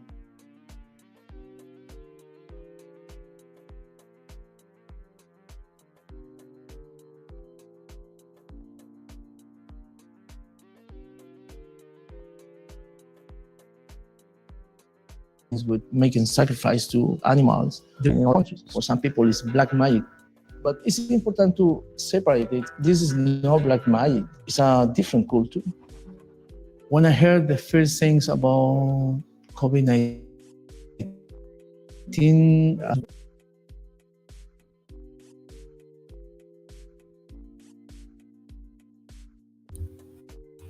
I'm gonna play this other video because that's not the one I thought it was, and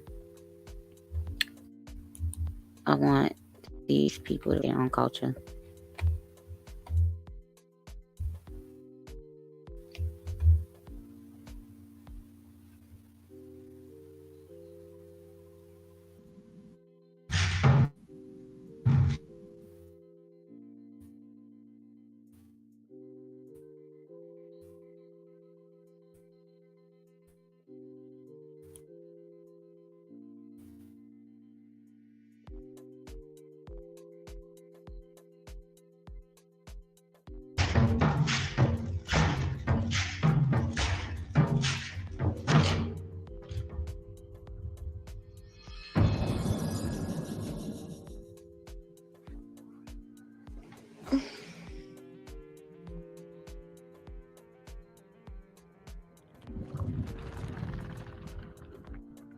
The Antichrist is coming.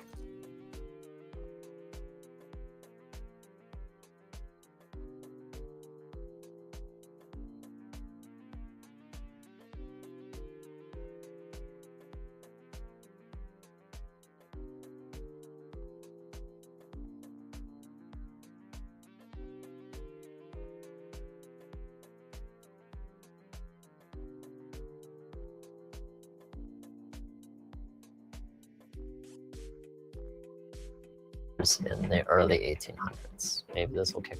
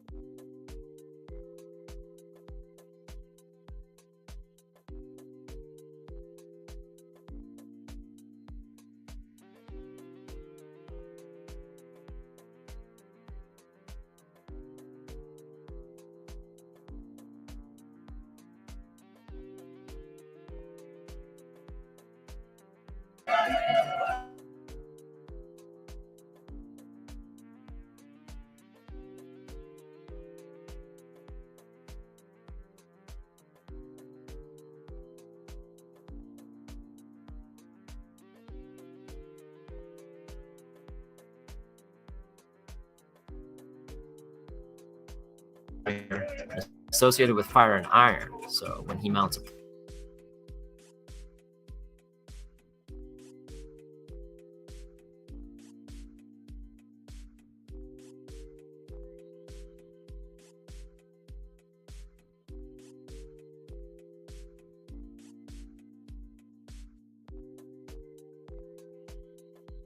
usually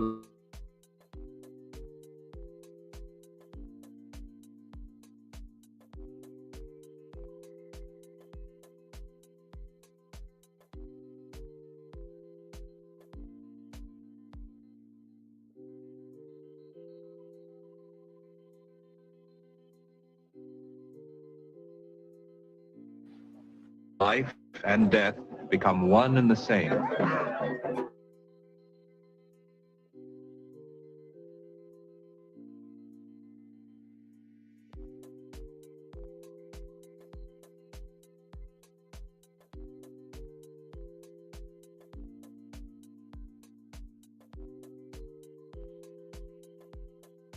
the first person who ever died. Them.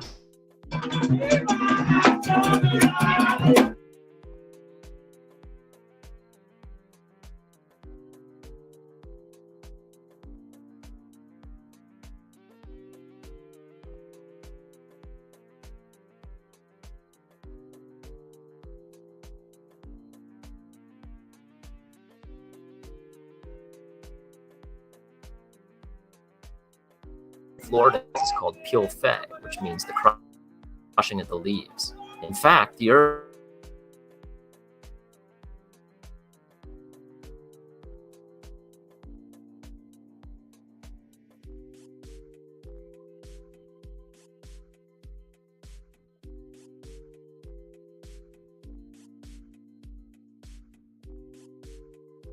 coming from the moon. Who salutes woman as the divinity of the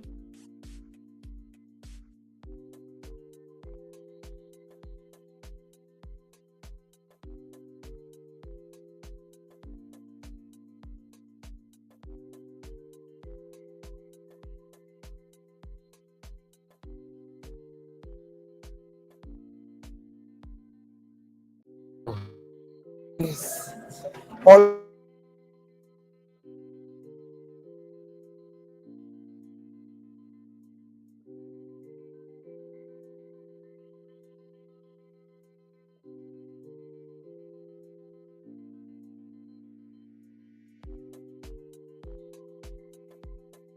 How do you feel right now?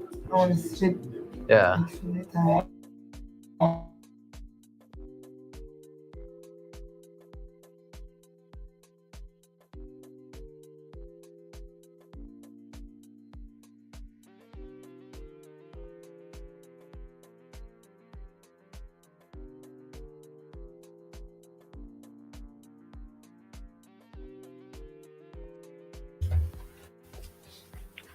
So a lot was said and a lot was done in that video.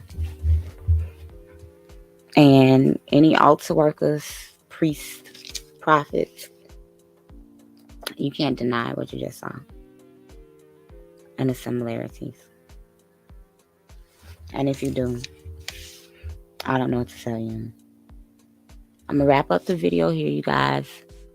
I have a lot more that I could share. It's been 3 hours, almost 4.